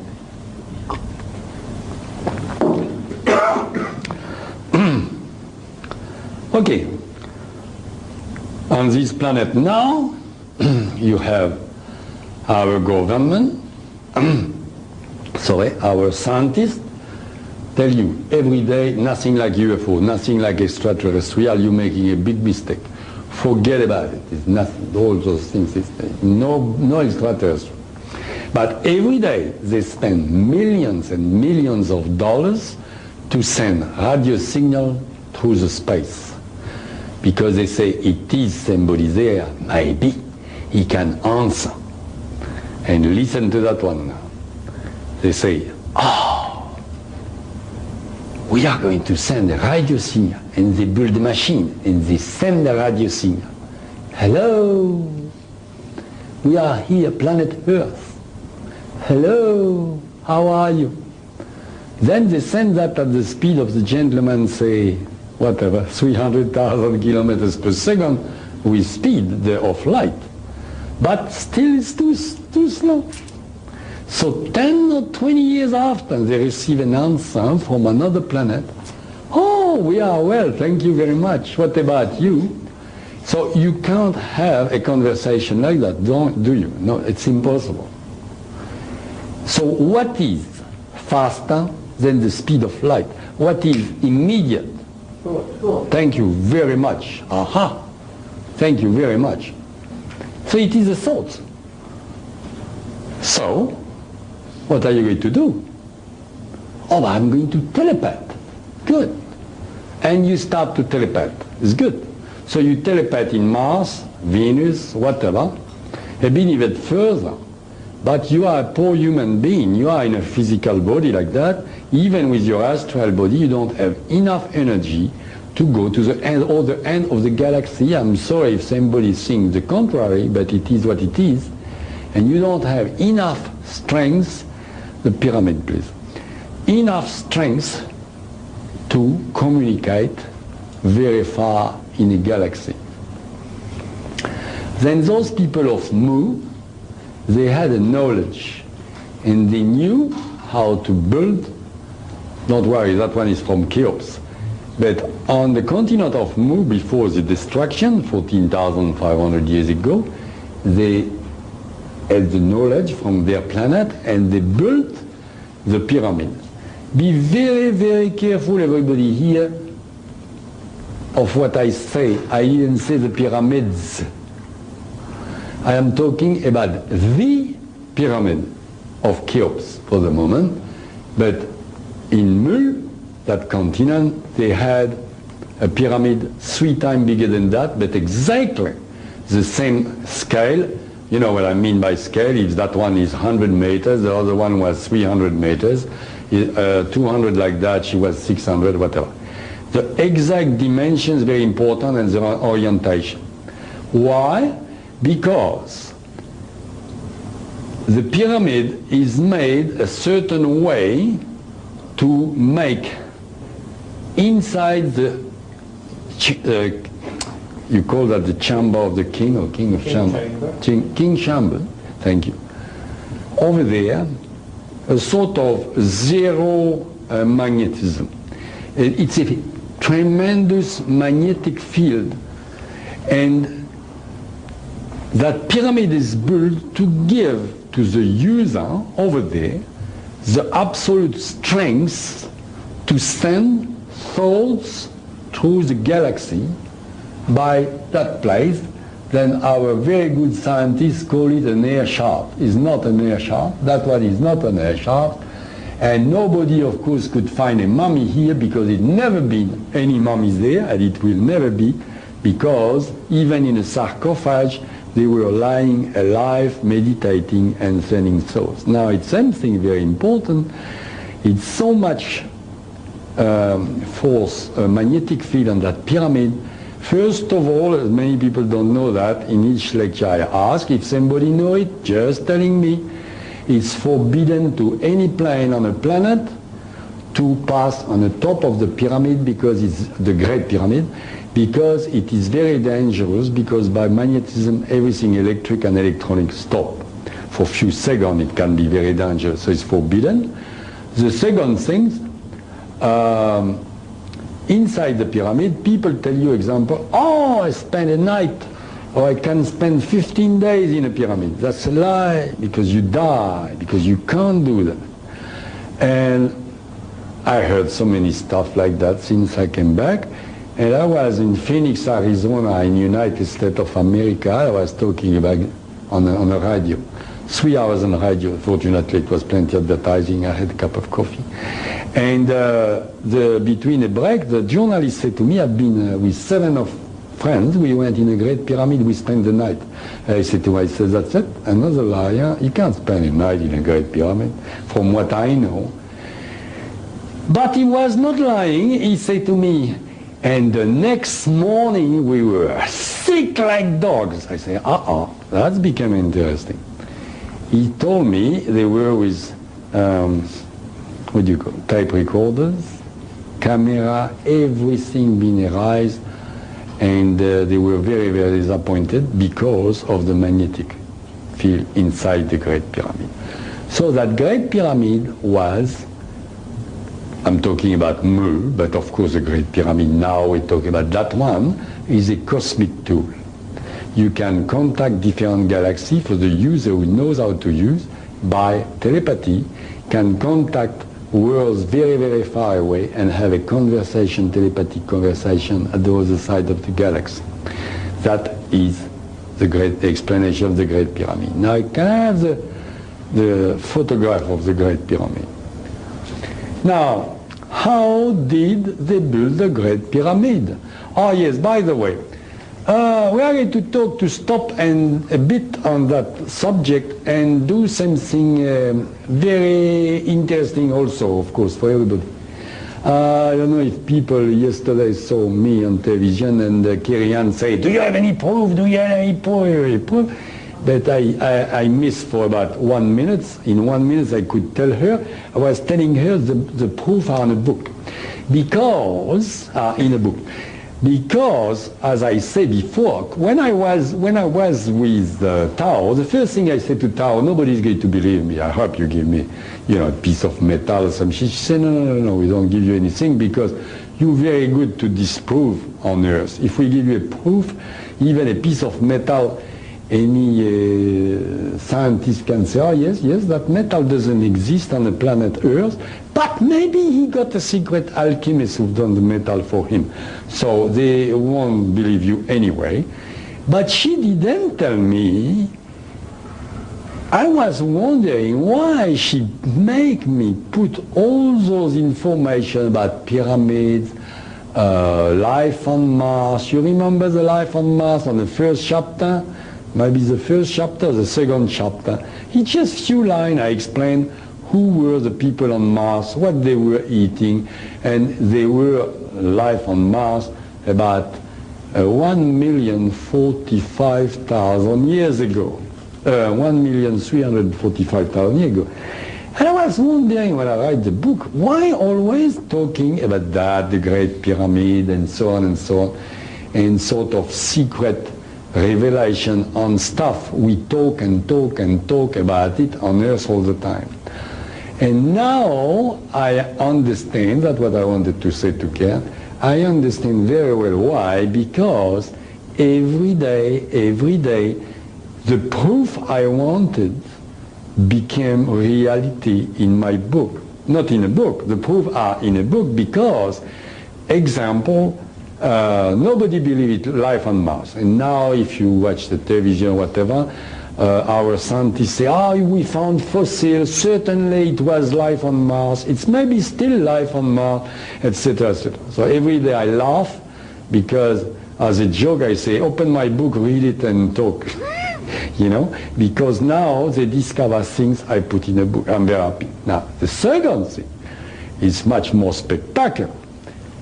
For people like skeptic, of course, nothing wrong to be skeptic, but people like Kerry, an example, to talk about here, say, okay,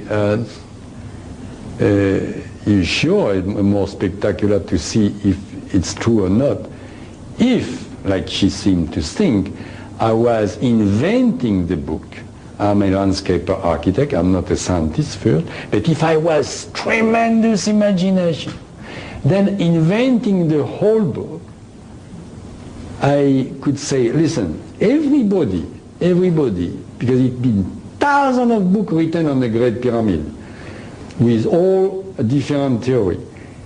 I could say, listen, all those guys, they talk about 4,000 years old, the Great Pyramid, 4,000, maybe 5,000.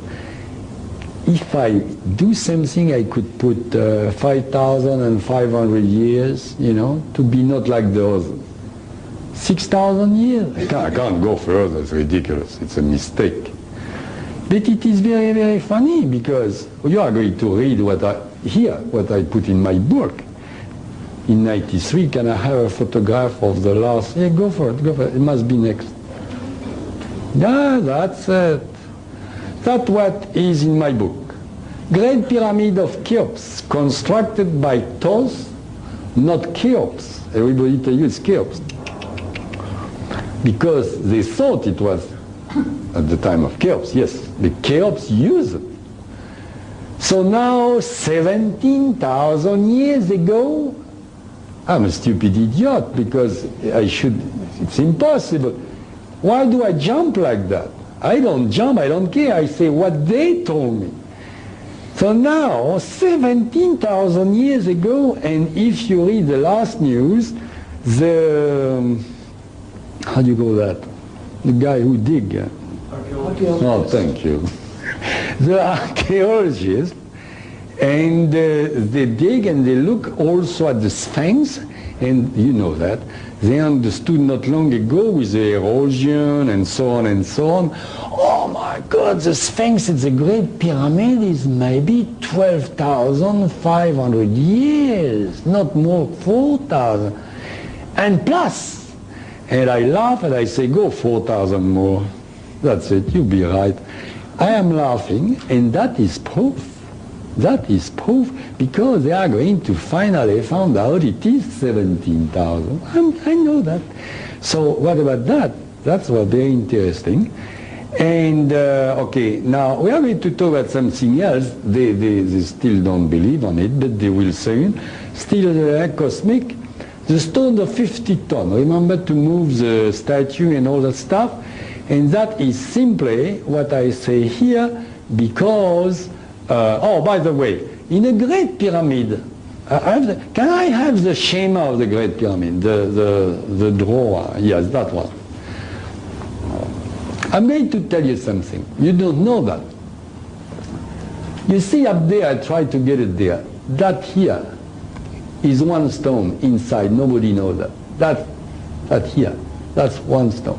Yeah, people know that, but I mean, you have to know it too. Here. You know that stone?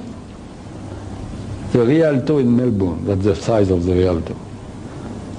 You want to move that with a bunch of slaves and whatever you want. 2,000 slaves, 10,000 slaves, 100,000 slaves, you can't do anything. And that is the anti-gravitation. They have the secret of anti-gravitation and they can move. Also, you have to understand the Great Pyramid.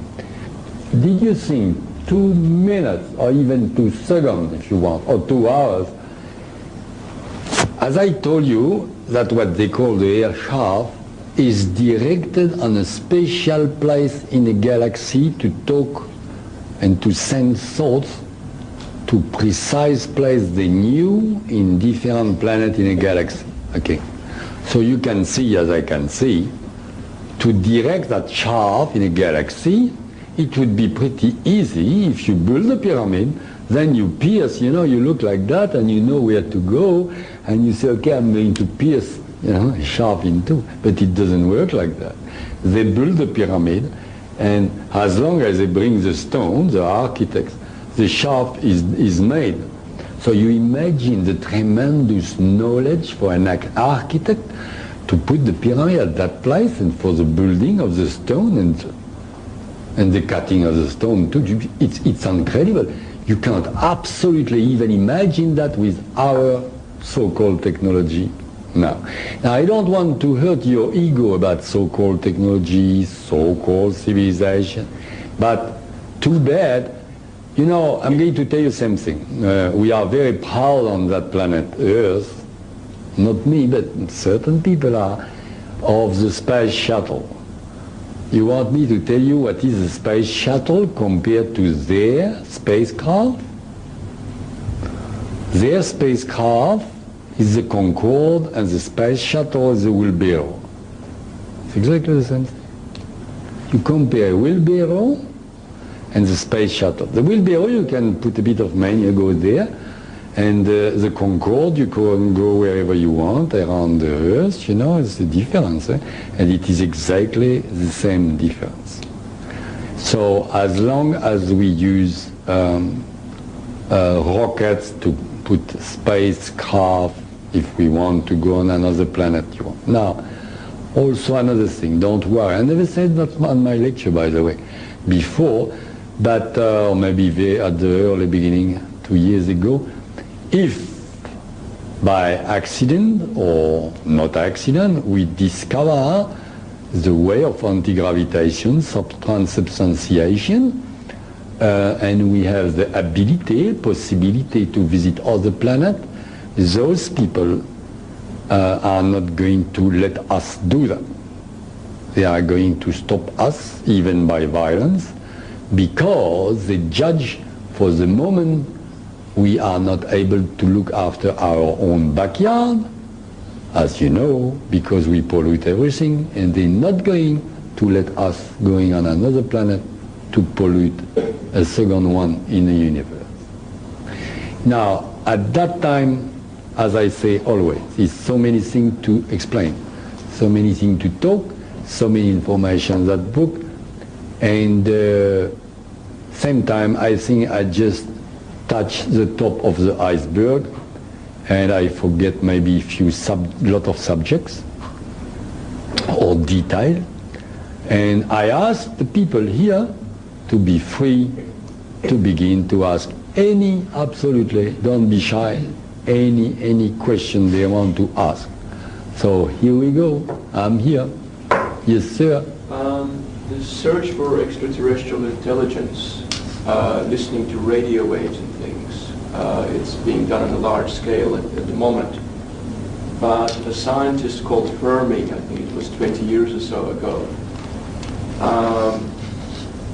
formulated what's now known as Fermi's paradox. That is that he feels that the galaxy should be teeming with life, and yet we are not aware of it, not perceiving it in a physical sense. And so do you have any comments to make on that? I didn't quite understand what you say about that scientist. He says the galaxy would be what? Teeming, full of life. Oh yes, but I say that all the evening, that of course it's full of life. We have plenty planets inhabited in the galaxy. You read my book, didn't you? No.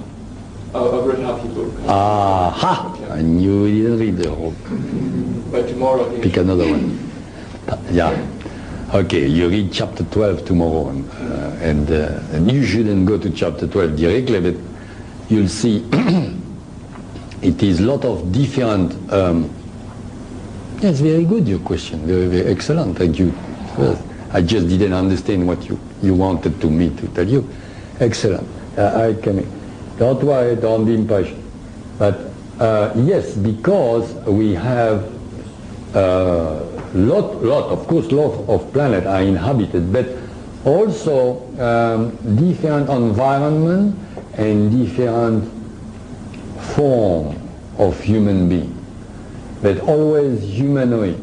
But you can have a form of certain planet, chapter 12, with a reptilian skin or a small person like that, another one bigger. The proof is with those people who are gigantic.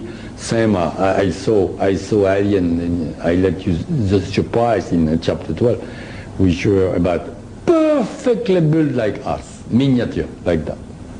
That's their size, you know, in one planet. I don't know which one, but it is in our galaxy also, you know. Have a different planet inhabit.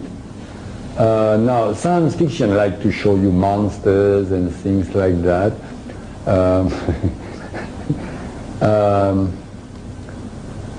It's not only a good question, but it made me think. I forgot about to tell you something. Some people like that explanation on that. I never talked about it before, and finally, we are going to talk about the gray aliens. Finally, Tao told me in Atlanta, Georgia, send me a telepathic message, give me the order to talk about it, and I talk about it. I almost broke the table. I was very angry, and it was a UFO room over there, and I almost broke the table. Because in front of me, they told me, oh, they're not very attentive in America. I said, not attentive? They are going to be attentive with me. I said, so much noise. Yeah, I was in America, and suddenly I said, my God, what's going on here? It's 5 million of American people who really are sure they've been implanted by the gray alien. Then Tao sent me a telepathic message. Okay, go for it. So then I say that, and first of all, I told them the Roswell crash was true. It was 6 aliens in Roswell crash, 5 died, 1 being kept alive for a while. Good. Secondly, people talk about gray and make photograph or design of ugly, like I say, science fiction. It is a bit true because all poor people are very ugly. But I saw ugly one in chapter 12. I don't tell you where, it's a chapter 12. And those ones called gray, I can't tell you exactly where they are because it's still forbidden for me, but they exist, good.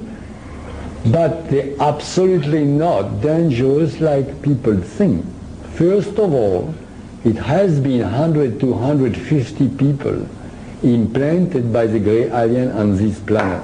No more than that, not 5 million. So you say, why 5 million people? Because it is a collective hallucination. You remember, I don't know if you remember, in a book, you had, at the beginning, in a book, Tao told me about hallucination they can make and how it's easy to hallucinate or illusionate people, and that's what can happen. And she even hallucinate or illusionate me and making the entire spacecraft blowing up. Good. Now, people have collective hallucination in America. Now, why the gray alien are having, why the gray aliens are having, they have a problem. That's happened, they can have. Why is the gray alien having implanted about 100 to 150 earthly people. It's simple. Since 1948, with radiation, atomic radiation, which is very bad atomic radiation, we on this planet lose steady our immune system. For that, we can be very, very angry against people like Moreau, French people, making atomic tests, because very bad. So the atomic radiation make us losing steady our immune system. Those people, those gray aliens, know that. Know we are losing steady. So they are on their planet almost completely dying by lack of immune system. So what's happened, they are very interested to see how we are going to react on that matter. So what's happened, they implant very, very, very tiny, of course, stuff inside of few people, but they are not in command of those people. They are just using that like a camera under the water, if you like, you know, to living laboratory. But they're not endangering those people. So I know it's a bit difficult to understand, but it is like that. And they're not going to invite us. Also, for many of the extraterrestrial, people think, oh, we are going to be invited, you know. You have to imagine something. You have to understand something very interesting. People who came here with, because it is a lot of rubbish about UFO, but it's still true stuff. Like 98% of sightings are mistake or people who want attention or blah blah blah. But it's still 2% of real spacecraft coming from different planets, visit us, observing us, repair the spacecraft, so on and so on. Of course, but not like people think it's it. Okay, those people, anyone they are, any who they are, have a tremendous technology already to come here and visit us, because we can do the same thing there. So imagine those people, they came and look at us and they say, oh my God, what a mess, because you have to admit we make a lot of mess around. They say, maybe we think you got beautiful building or machinery. They laugh. And you know what they do? Same time they look at us like we go on a monkey's cage and look at the zoo. Do you want to sleep and live with a monkey in a zoo? No, they don't. I'm sorry if I hurt you. But they look at us like that and they say, hello, bye-bye, see you later, you know? And you're not going to be invited. But the story of the alien, the gray alien, are exactly like I told you. I hope everybody understood that one. It is just they are dying by lack of immune system, and they are interested in seeing if they can have, learn something from us, because we're not dying yet, but we steady losing our immune system. They want to know how we are going to get out of it to copy us, maybe a bit. The lady, you had a question. Yes, I was going to ask the people that you visited. Pardon? The people that you, the planet that you visited in Theo, the woman that was your mentor, do they heal the planet through people, or do they have any healing properties at all on this planet? They have what? Healing properties. Are they Healing property? Yeah. They have more than that, yes. They regenerate their cells at will. But for us, do they help us at all? They help us. Time to time they give a little push, of course. This time they want me to wake you up. They took me physically because, I'm going to tell you something. Thank you for that question. Very good question. Don't think I'm going to avoid any answer or anything like that. So if I do so, you ask again. I had to do that. But same time I'm carrying. Now, what do I want to say? So, those people abducted me physically for a very, very simple reason, because I think, I saw that like, everything I saw, everything happening to me is so extraordinary. If it was by astral, by astral travel, with their help, I am a skeptic myself. If you read my book in chapter 11, when I touch a body there, I don't give you I don't spoil the book for you. I don't tell you which body. I feel ashamed myself. I wanted to touch because I am a skeptic. So I would, if I didn't go there physically, I would never believe what I saw myself. I would say all my life, come on, it was a dream. It was a dream, a good dream.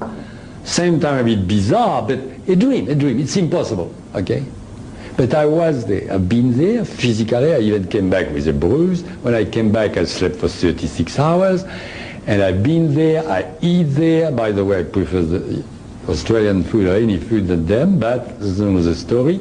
I bath there. I even swim there in the little mini swimming pool you can call, Roman bath if you want to call it like that.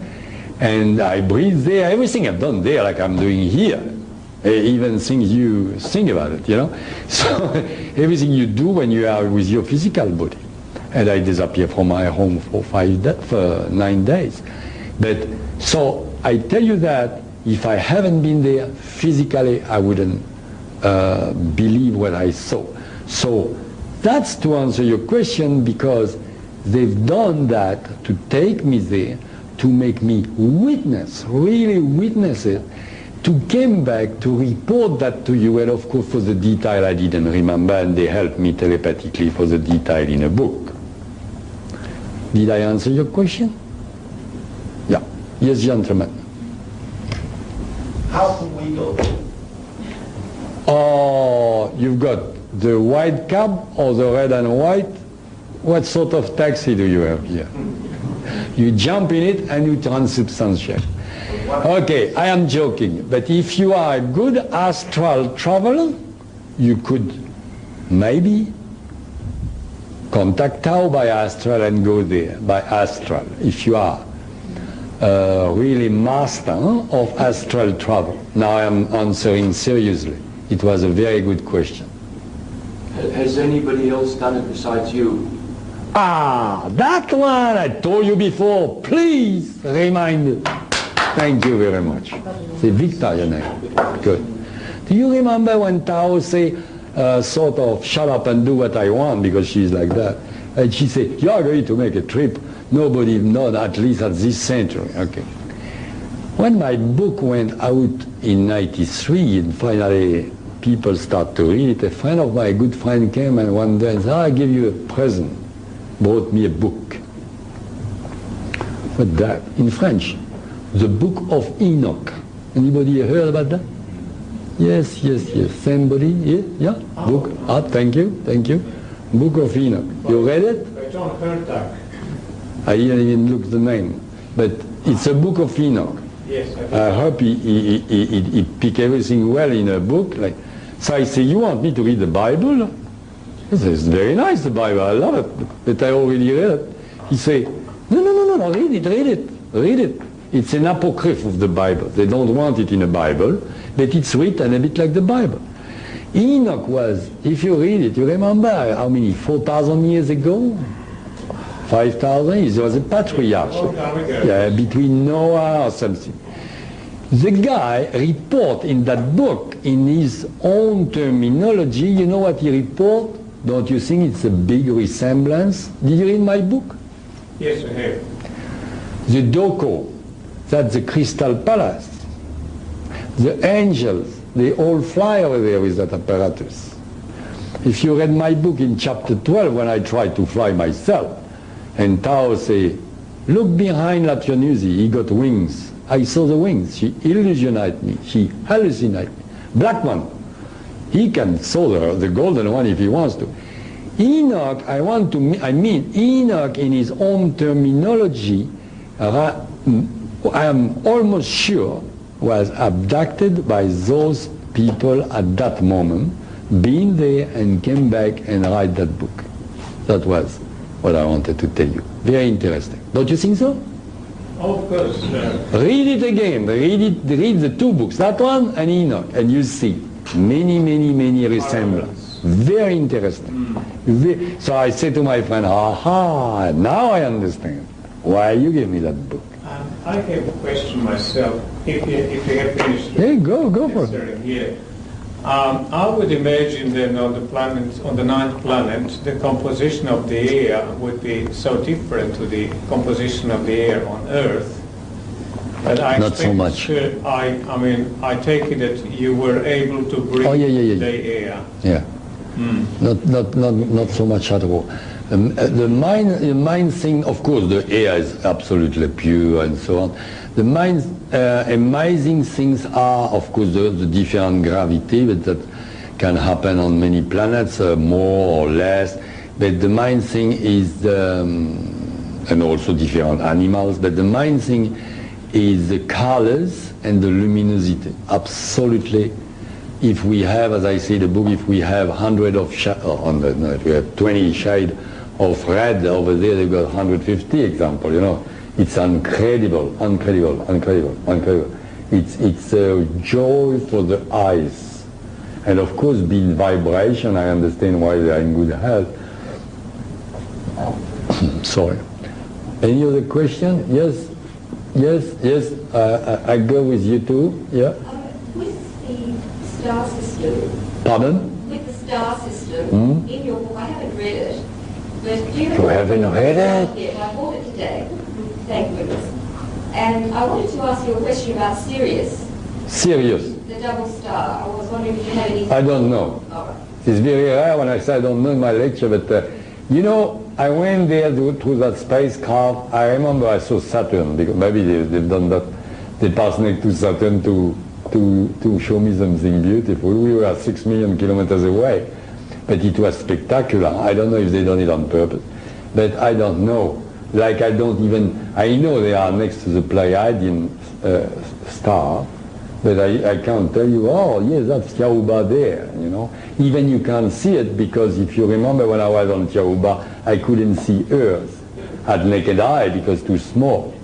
Chapter 11. Did you give you any information whatsoever about any of the solar system or galaxy stars or anything like that? No. That's more scientific. To tell you things, I am a bit repeating like a galah what I saw and what they told me to tell you, you know. Ladies? I was wondering, are we the only planet in the universe? Pardon? Are we the only planet in the universe that's destroying ourselves, or is there other planets like us, or are we the only? No. In our category of planet, because they are by category, we are very low, of course, category, but which is nothing to do with. No, unfortunately, it's different planets who've done the same mistake. Also different. Obviously, you haven't read the book, because a planet also destroys themselves with atomic destruction. You will read that in chapter 3. But as well as far as environment damage we're doing, no, we're not the only one. But generally, it's happened on planet of our category, because people are very low level. We are very low level. But it's not because we are low level we should be sort of ashamed or, you know, or feel guilty or something. Don't get me wrong. It is the. Do you think a child of 5 years old is ashamed to be in a kindergarten? No, it would be ridiculous. It's exactly the same thing. We are in a kindergarten. But that's us to do something and to, you know, okay, and talk like we're doing now. It's okay, it's all right. But we are exactly at the place where we have to do. We have to do something. We have to start by. We are on the lowest category level planet, which means the environment around us is very hard, is very harsh. I should explain that to you much better about the category of planet, by the way. They are the 9th category. And if you read my book, you say, oh my God, oh, that dear lady here, she's, oh my God, you're lucky to be there. And she's right, many people tell me that, because it's like a paradise over there. Because on that high category level, the environment of the planet by itself is different of our environment.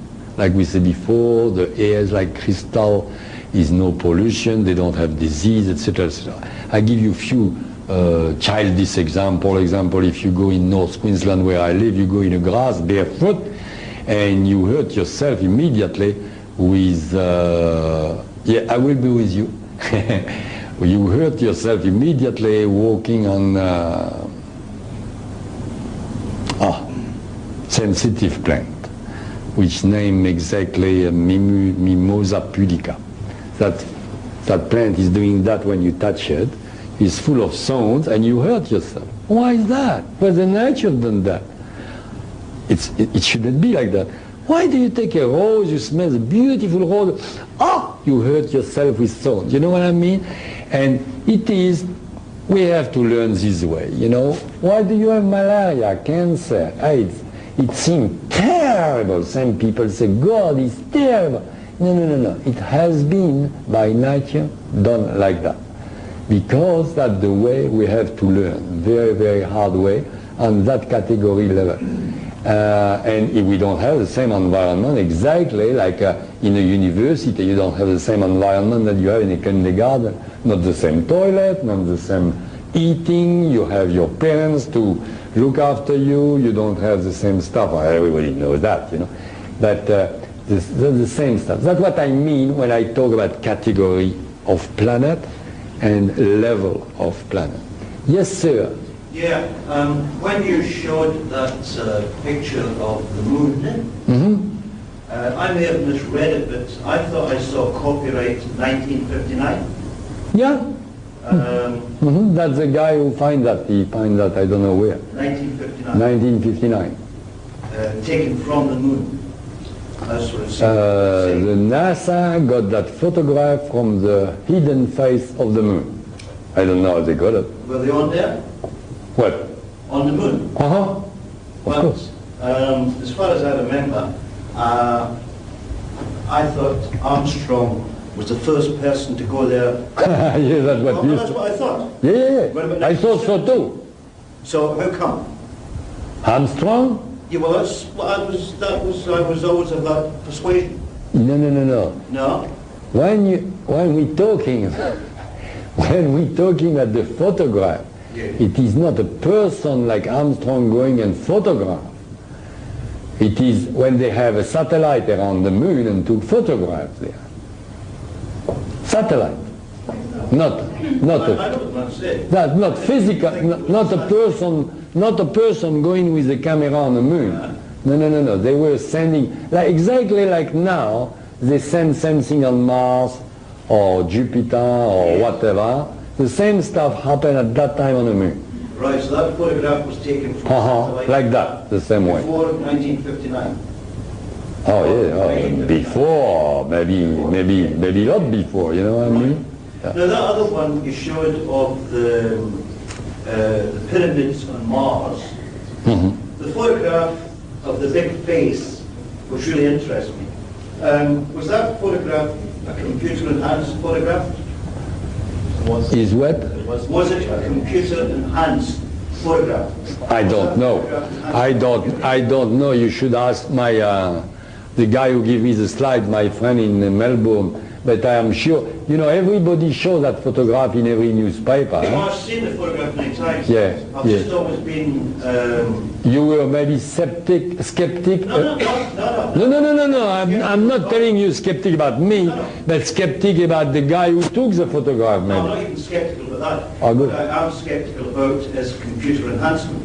Because as far as I can see, and this is why I'm asking, the computer enhancement just consists of doing a mirror image Yeah. of the one that's seen. Yeah. And then you get this thing that purports to be a great big face. Yeah. And that really interests me. But, No, you're right. I'm sorry if I can't give you more, because I'm not good on computer, I'm not good on anything. But for me, of course, I know what is on Mars. Yeah. And I can tell you, all those photographs, you'll see more about a lot of things, because it is something on Mars. I mean, it's nobody there anymore.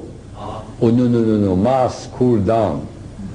In every solar system, you have, many solar system, you have very often only one planet inhabited at a time. And after the hundreds and thousands and millions of years, that planet cooled down, but nobody can live anymore. But example, to give you an example, if the Earth cooled down and Venus at the same time cooled down and Venus became inhabited, you can go on Venus. You know what I mean? Okay, that's what's happened. Because Martian came very, very long time ago on Earth.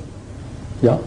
Yeah, about the higher selves and the individual, do the people on that other planet Theoba have higher selves as well? Ah, good question. Do the higher selves? Yeah, the highest, good. On higher you go on category of planet, lesser you have the higher self distributed body, which in another world, each person on Tiahuba have his or her own higher self. The higher self give only to one person instead of 9 body. But, very good question of course also, the higher self, yes, very good question, we have to emphasize on that. See, it's terrible, I lost a lot of things. The higher self is omnipresent, omnipotent. It means, of course you understood already, if you have a person in New York who got the same higher self you have here, and the higher self of that some person, your higher self has the possibility to help that person there and to help you here.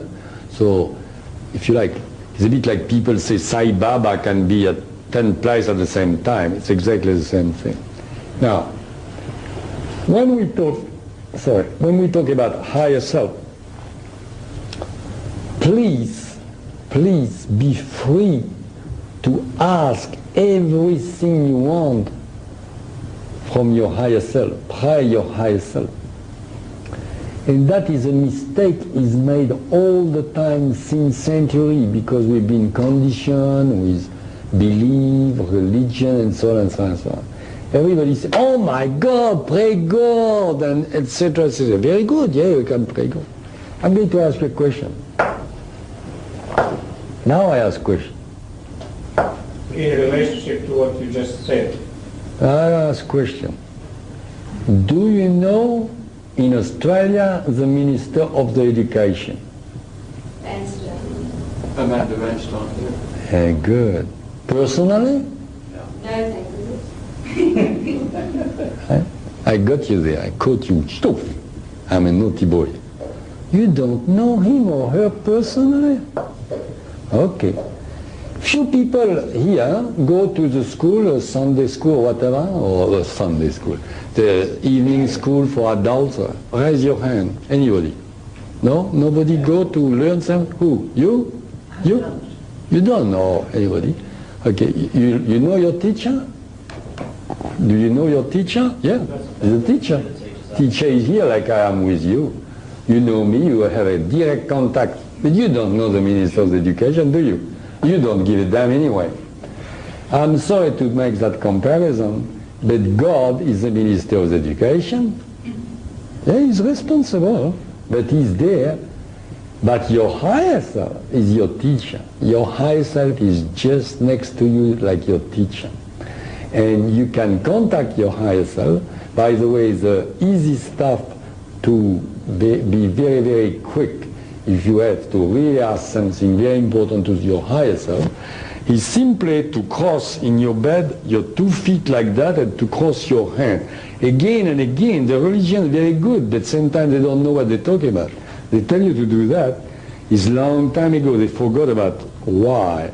Because if you do that and that, everything is electricity between your higher self and you, the astral body, the physical body, the brain, everything electric. And if you do that, you close the electric circuit and then you got more strength to contact your higher self. And then you can pray for good.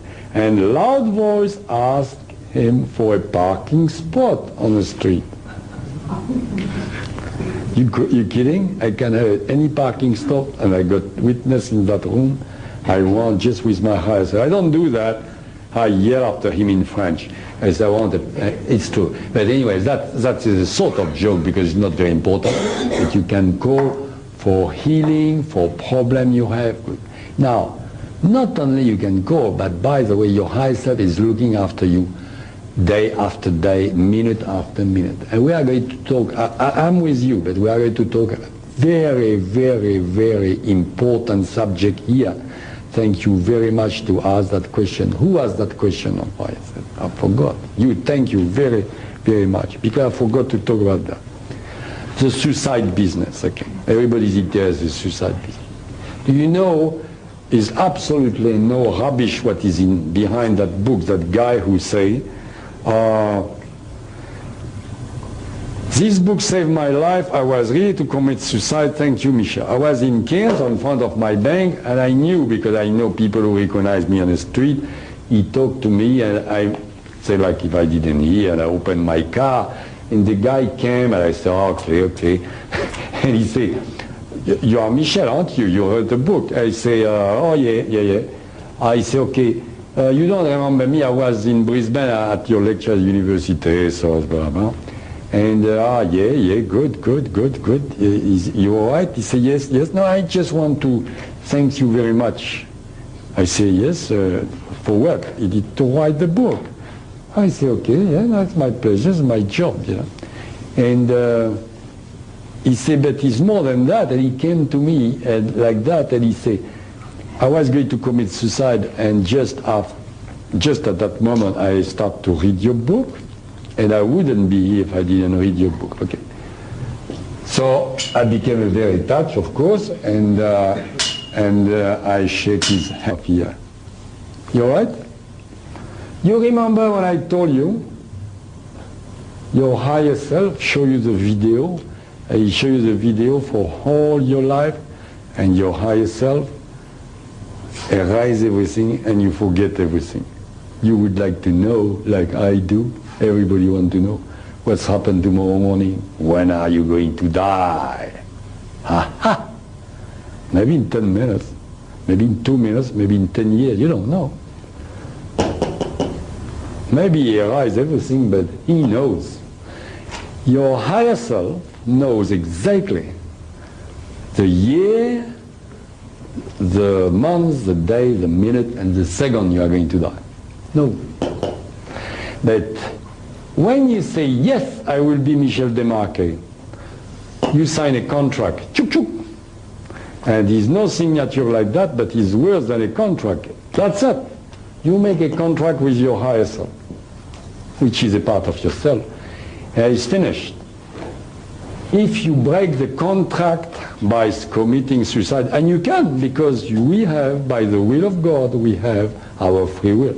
If you break the contract, he knows, and he's going to be not happy at all, and you have to reincarnate in 49 days, which is absolutely ridiculous, because it is a waste of time. Are you talking about suicide? Yeah, I'm talking. Your higher self here is going never break the contract. Your higher self never ever break the contract, and your higher self say, I know he must die at 99 years, 2 months, 3 weeks, 2 hours and 5 seconds, and he makes sure you go there. He's protecting you. For that in religion they call it guardian angel. Your higher self is protecting you. The higher self is looking after you all the time. The famous story I give in a book when I say the taxi is broken, the guy go to the airport, take another taxi is broken. It's happened. You can read that in newspaper. And people say, oh my God, was lucky. Lord, what a coincidence. No coincidence. It was all the higher. The higher self can make the taxi break up. The higher self, you heard about Jesus Christ, miracle. The higher self can do every miracle Jesus Christ was doing on physical world. For that, if you read the Bible, it's good stuff in the Bible. Jesus Christ himself said, everything I do, you can do it yourself. He said that. So why do you say, no, no, he was Jesus Christ, I'm not Jesus Christ. No, no, no, he said. Why did he want to say that? He said that because he was doing effectively what we can do with the astral body and physical body and so on and so on and so on. It was an excellent question. So please try to hold, don't commit suicide, because it's a big, big, big, big waste of time. Example, I have to die in 2 hours, okay? Then I'm so unhappy, I commit suicide now. It's ridiculous. I'm going to reborn again and spend the 9 months in my mother's womb and blah, blah, blah, blah, blah. And I will be a baby called death. I will die after 2 hours when I will be dead. And for that baby dying very, very young, they are generally.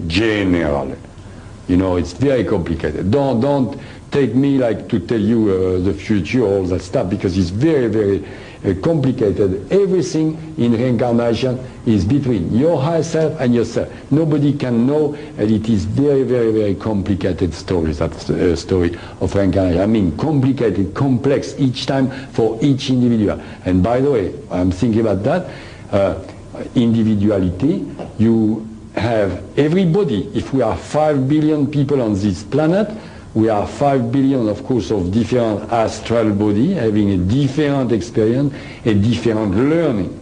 And I got a proof of that for Marie Carrie-Anne. She liked proof. Everybody liked proof. I get a proof for that. Can you deny, anybody in this room, deny if we are 5 billion and 500 million people on this planet, we don't have 5 billion and 500 different fingerprints? You wouldn't dare to deny that, because everybody has a different fingerprints. And you know why? Because the higher self, the higher self and the astral body itself is building that fingerprints like an identity. And that is a sign, physical sign of what I say, spiritually we are 5 billion absolutely different people. Same looks alike, but they're not, because we have a different goal. Each person has a different goal. We approach to the end of my lecture, but I think I had a lady who asked me another question there. No? Finish? No, I think I understand. Finish?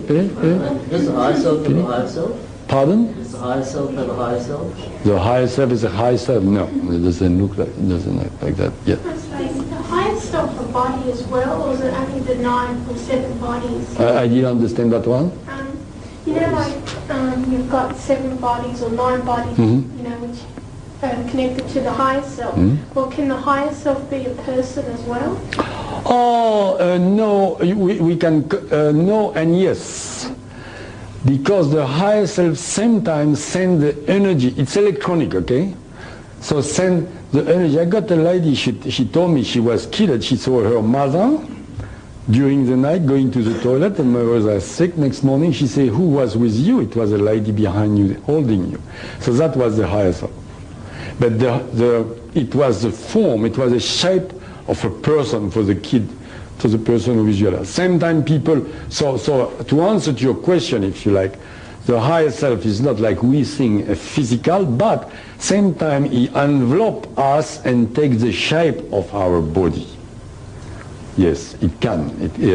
Also, same time people during my lecture, I don't know if anybody saw it here today, I don't know. But same time people see big sort of form next to me. It did happen a few times.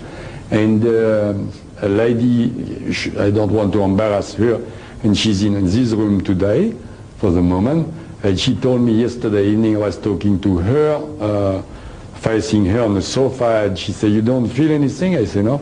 She said, it's a very huge form behind you. I said, oh, for me, it's not really my highest self, that's a guide. I got 3 guides, you can have 3, 4, 5, everybody got guide. That is too long to explain. It's nothing, it's very nice entity in astral helping you, you know. It's nothing to, don't dream about ghosts or stuff like that. It's absolutely natural. Yes, madam? Obviously, spiritualism is the main message here. Don't go too fast. I'm not very intelligent. Obviously, spiritualism is the main message. The main message. Yes. Are people gradually changing, and have you been told to use other methods than what you are with your seminars to show people?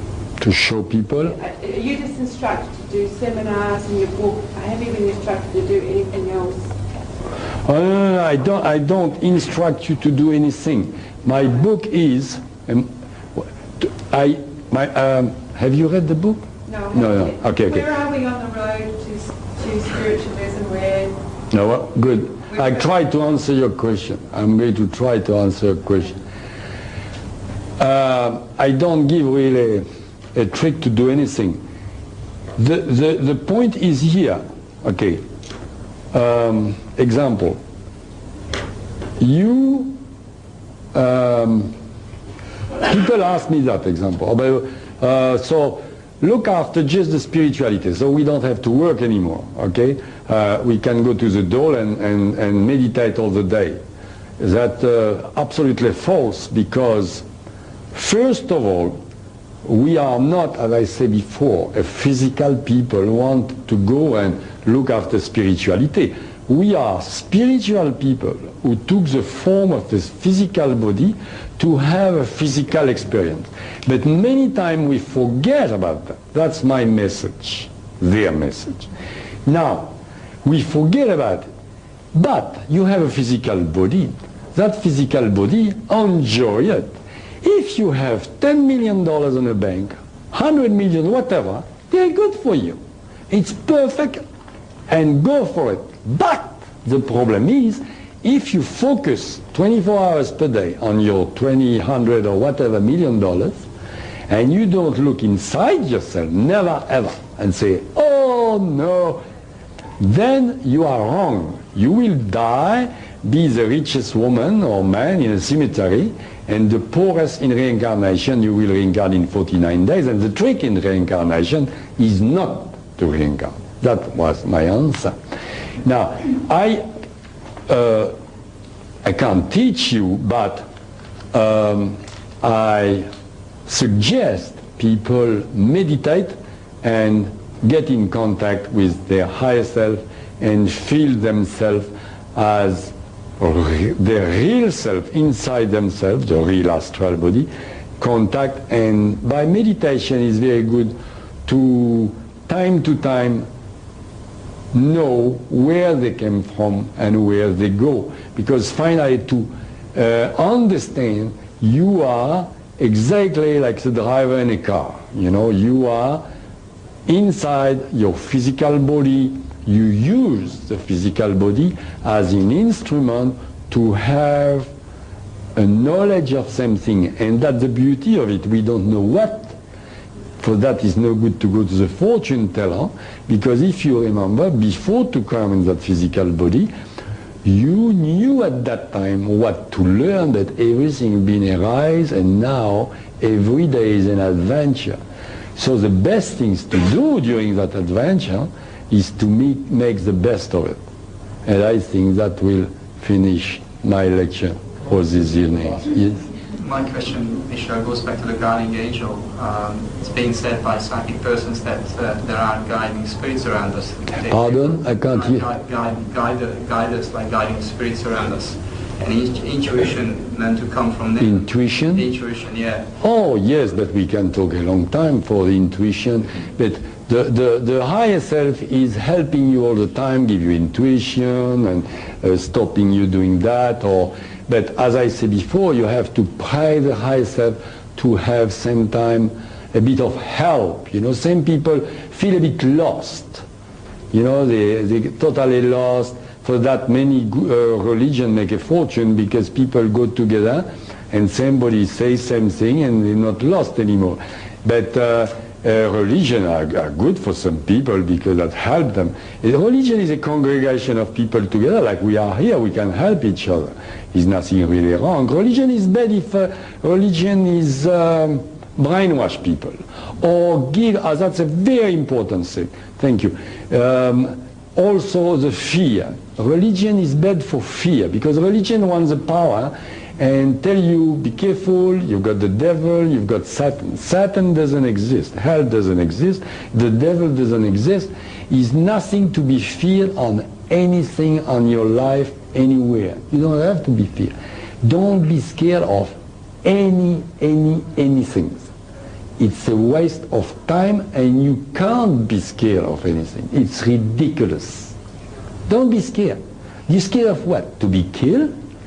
Or be scared is going to be hurt. Don't scare any kid. If you kill me now, I bless you, because I know what's going the other side. And I didn't commit suicide. So I am big bargain there. You want to shoot? Micheal, question. I wanted to just know whether there is any difference. You want me to smile? Whether there is any difference between the actual guiding spirits around us, 2 or 3, meant to be, and the higher self.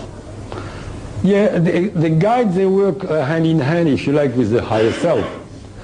The guides are entity, but you don't really know who are they. I don't. I never seen faces. I saw forms very time to time, and I can feel them. They give you also energy, but mainly the higher self gives you energy. In few of my lectures in the summer, I wear bare arms on the Gold Coast, and one day it was so funny, a lady was like that. I said, oh my God, yeah, I'm going to have a problem. She doesn't like me, she's going to insult me or something. So I say, is it something? It was 120 people on the marquee, and I was playing with a chair. I didn't have a table. I say, she must be there or no with that chair. So I say, is it a problem, lady? She said, you are blue. She said, everybody look. And I didn't know what to say, you know. And I say, oh yeah, as long as I'm not red, you know.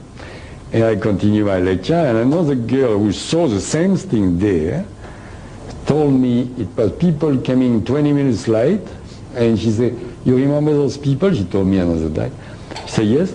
You became angry? I said, yes, I've never done that before in my lecture. I say, you know, it's not good for other people. It's not fair. You should be on time. I was very angry. And she said, and I saw all your arm here became red, and your face became red. I said to that lady for a joke. I said, to get rid of her, I say, as long as I'm not red. And that one said, what's going to happen now? It's becoming red, it's becoming red. And I didn't know that story. And one day she told me that story, and we laughed about it. And I told her what I tell you, I didn't know. But that's to tell you, and few people saw me very, very blue. Okay, that's to answer to your question. And what is that blue? Simply, my higher self say, oh my God, he's tired at the end of the lecture. And he's there, because he's there, no problem. And yours is there too, by the way. And send me full of energy, a good energy, and then it's so much energy, it came with my electron, more energy, my electrons start to vibrate, and you can see a blue light. That's what it is. Now, if the higher self is higher self, and all these are the sort of educational facility of the universe that individuals access. Now, if we are a less stupid planet than the planet Theoba, we need... We're not stupid. Or less evolved. Yeah. Only we need more one-to-one tutoring, whereas on Theoba they've got one-to-one tutoring. Yeah. And we got only 9-to-1. Oh, that's not my fault. It's like that. Oh, It's not a matter, I think, of quantity, you know. No, it's not like it's like that by nature. I tell you what I learned, that's all. You have to ask Tao. You can't establish a structure. Yeah. I'm very tired, and I think we've got about 3 hours or something like that.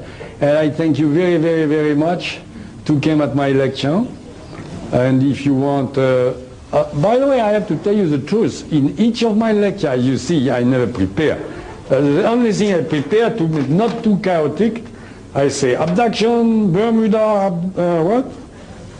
I don't know what even is that. Oh, go aboard the spacecraft, transubstantiation, Tiahuba, Doko, Ora, Master, Moon, Pyramid, and after that the question. So I never prepare, because if you go in Paris and you see the Arc de Triomphe, I'm not going to prepare to tell people, so I remember everything, many things.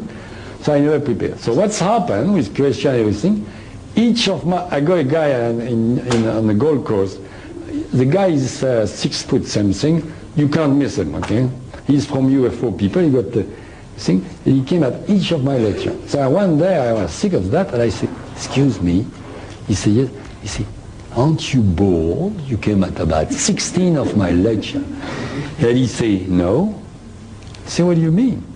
He said, "Each time I came, I learned something new." I tell you that because people told me that. I don't know how I do that. I say, "Really? I thought I repeat always the same thing," and no. But it's interesting because people ask questions. Then I say, "Oh, yes, I forgot that one." And for that, each time is different. Of course, same time I make fun, and sometimes not very good because I'm too tired. Today I was not too bad. Thank you very, very much. I felt your love. There's a lot of loving people this evening. Thank you very much.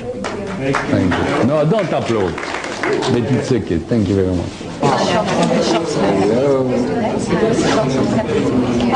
If you read the West,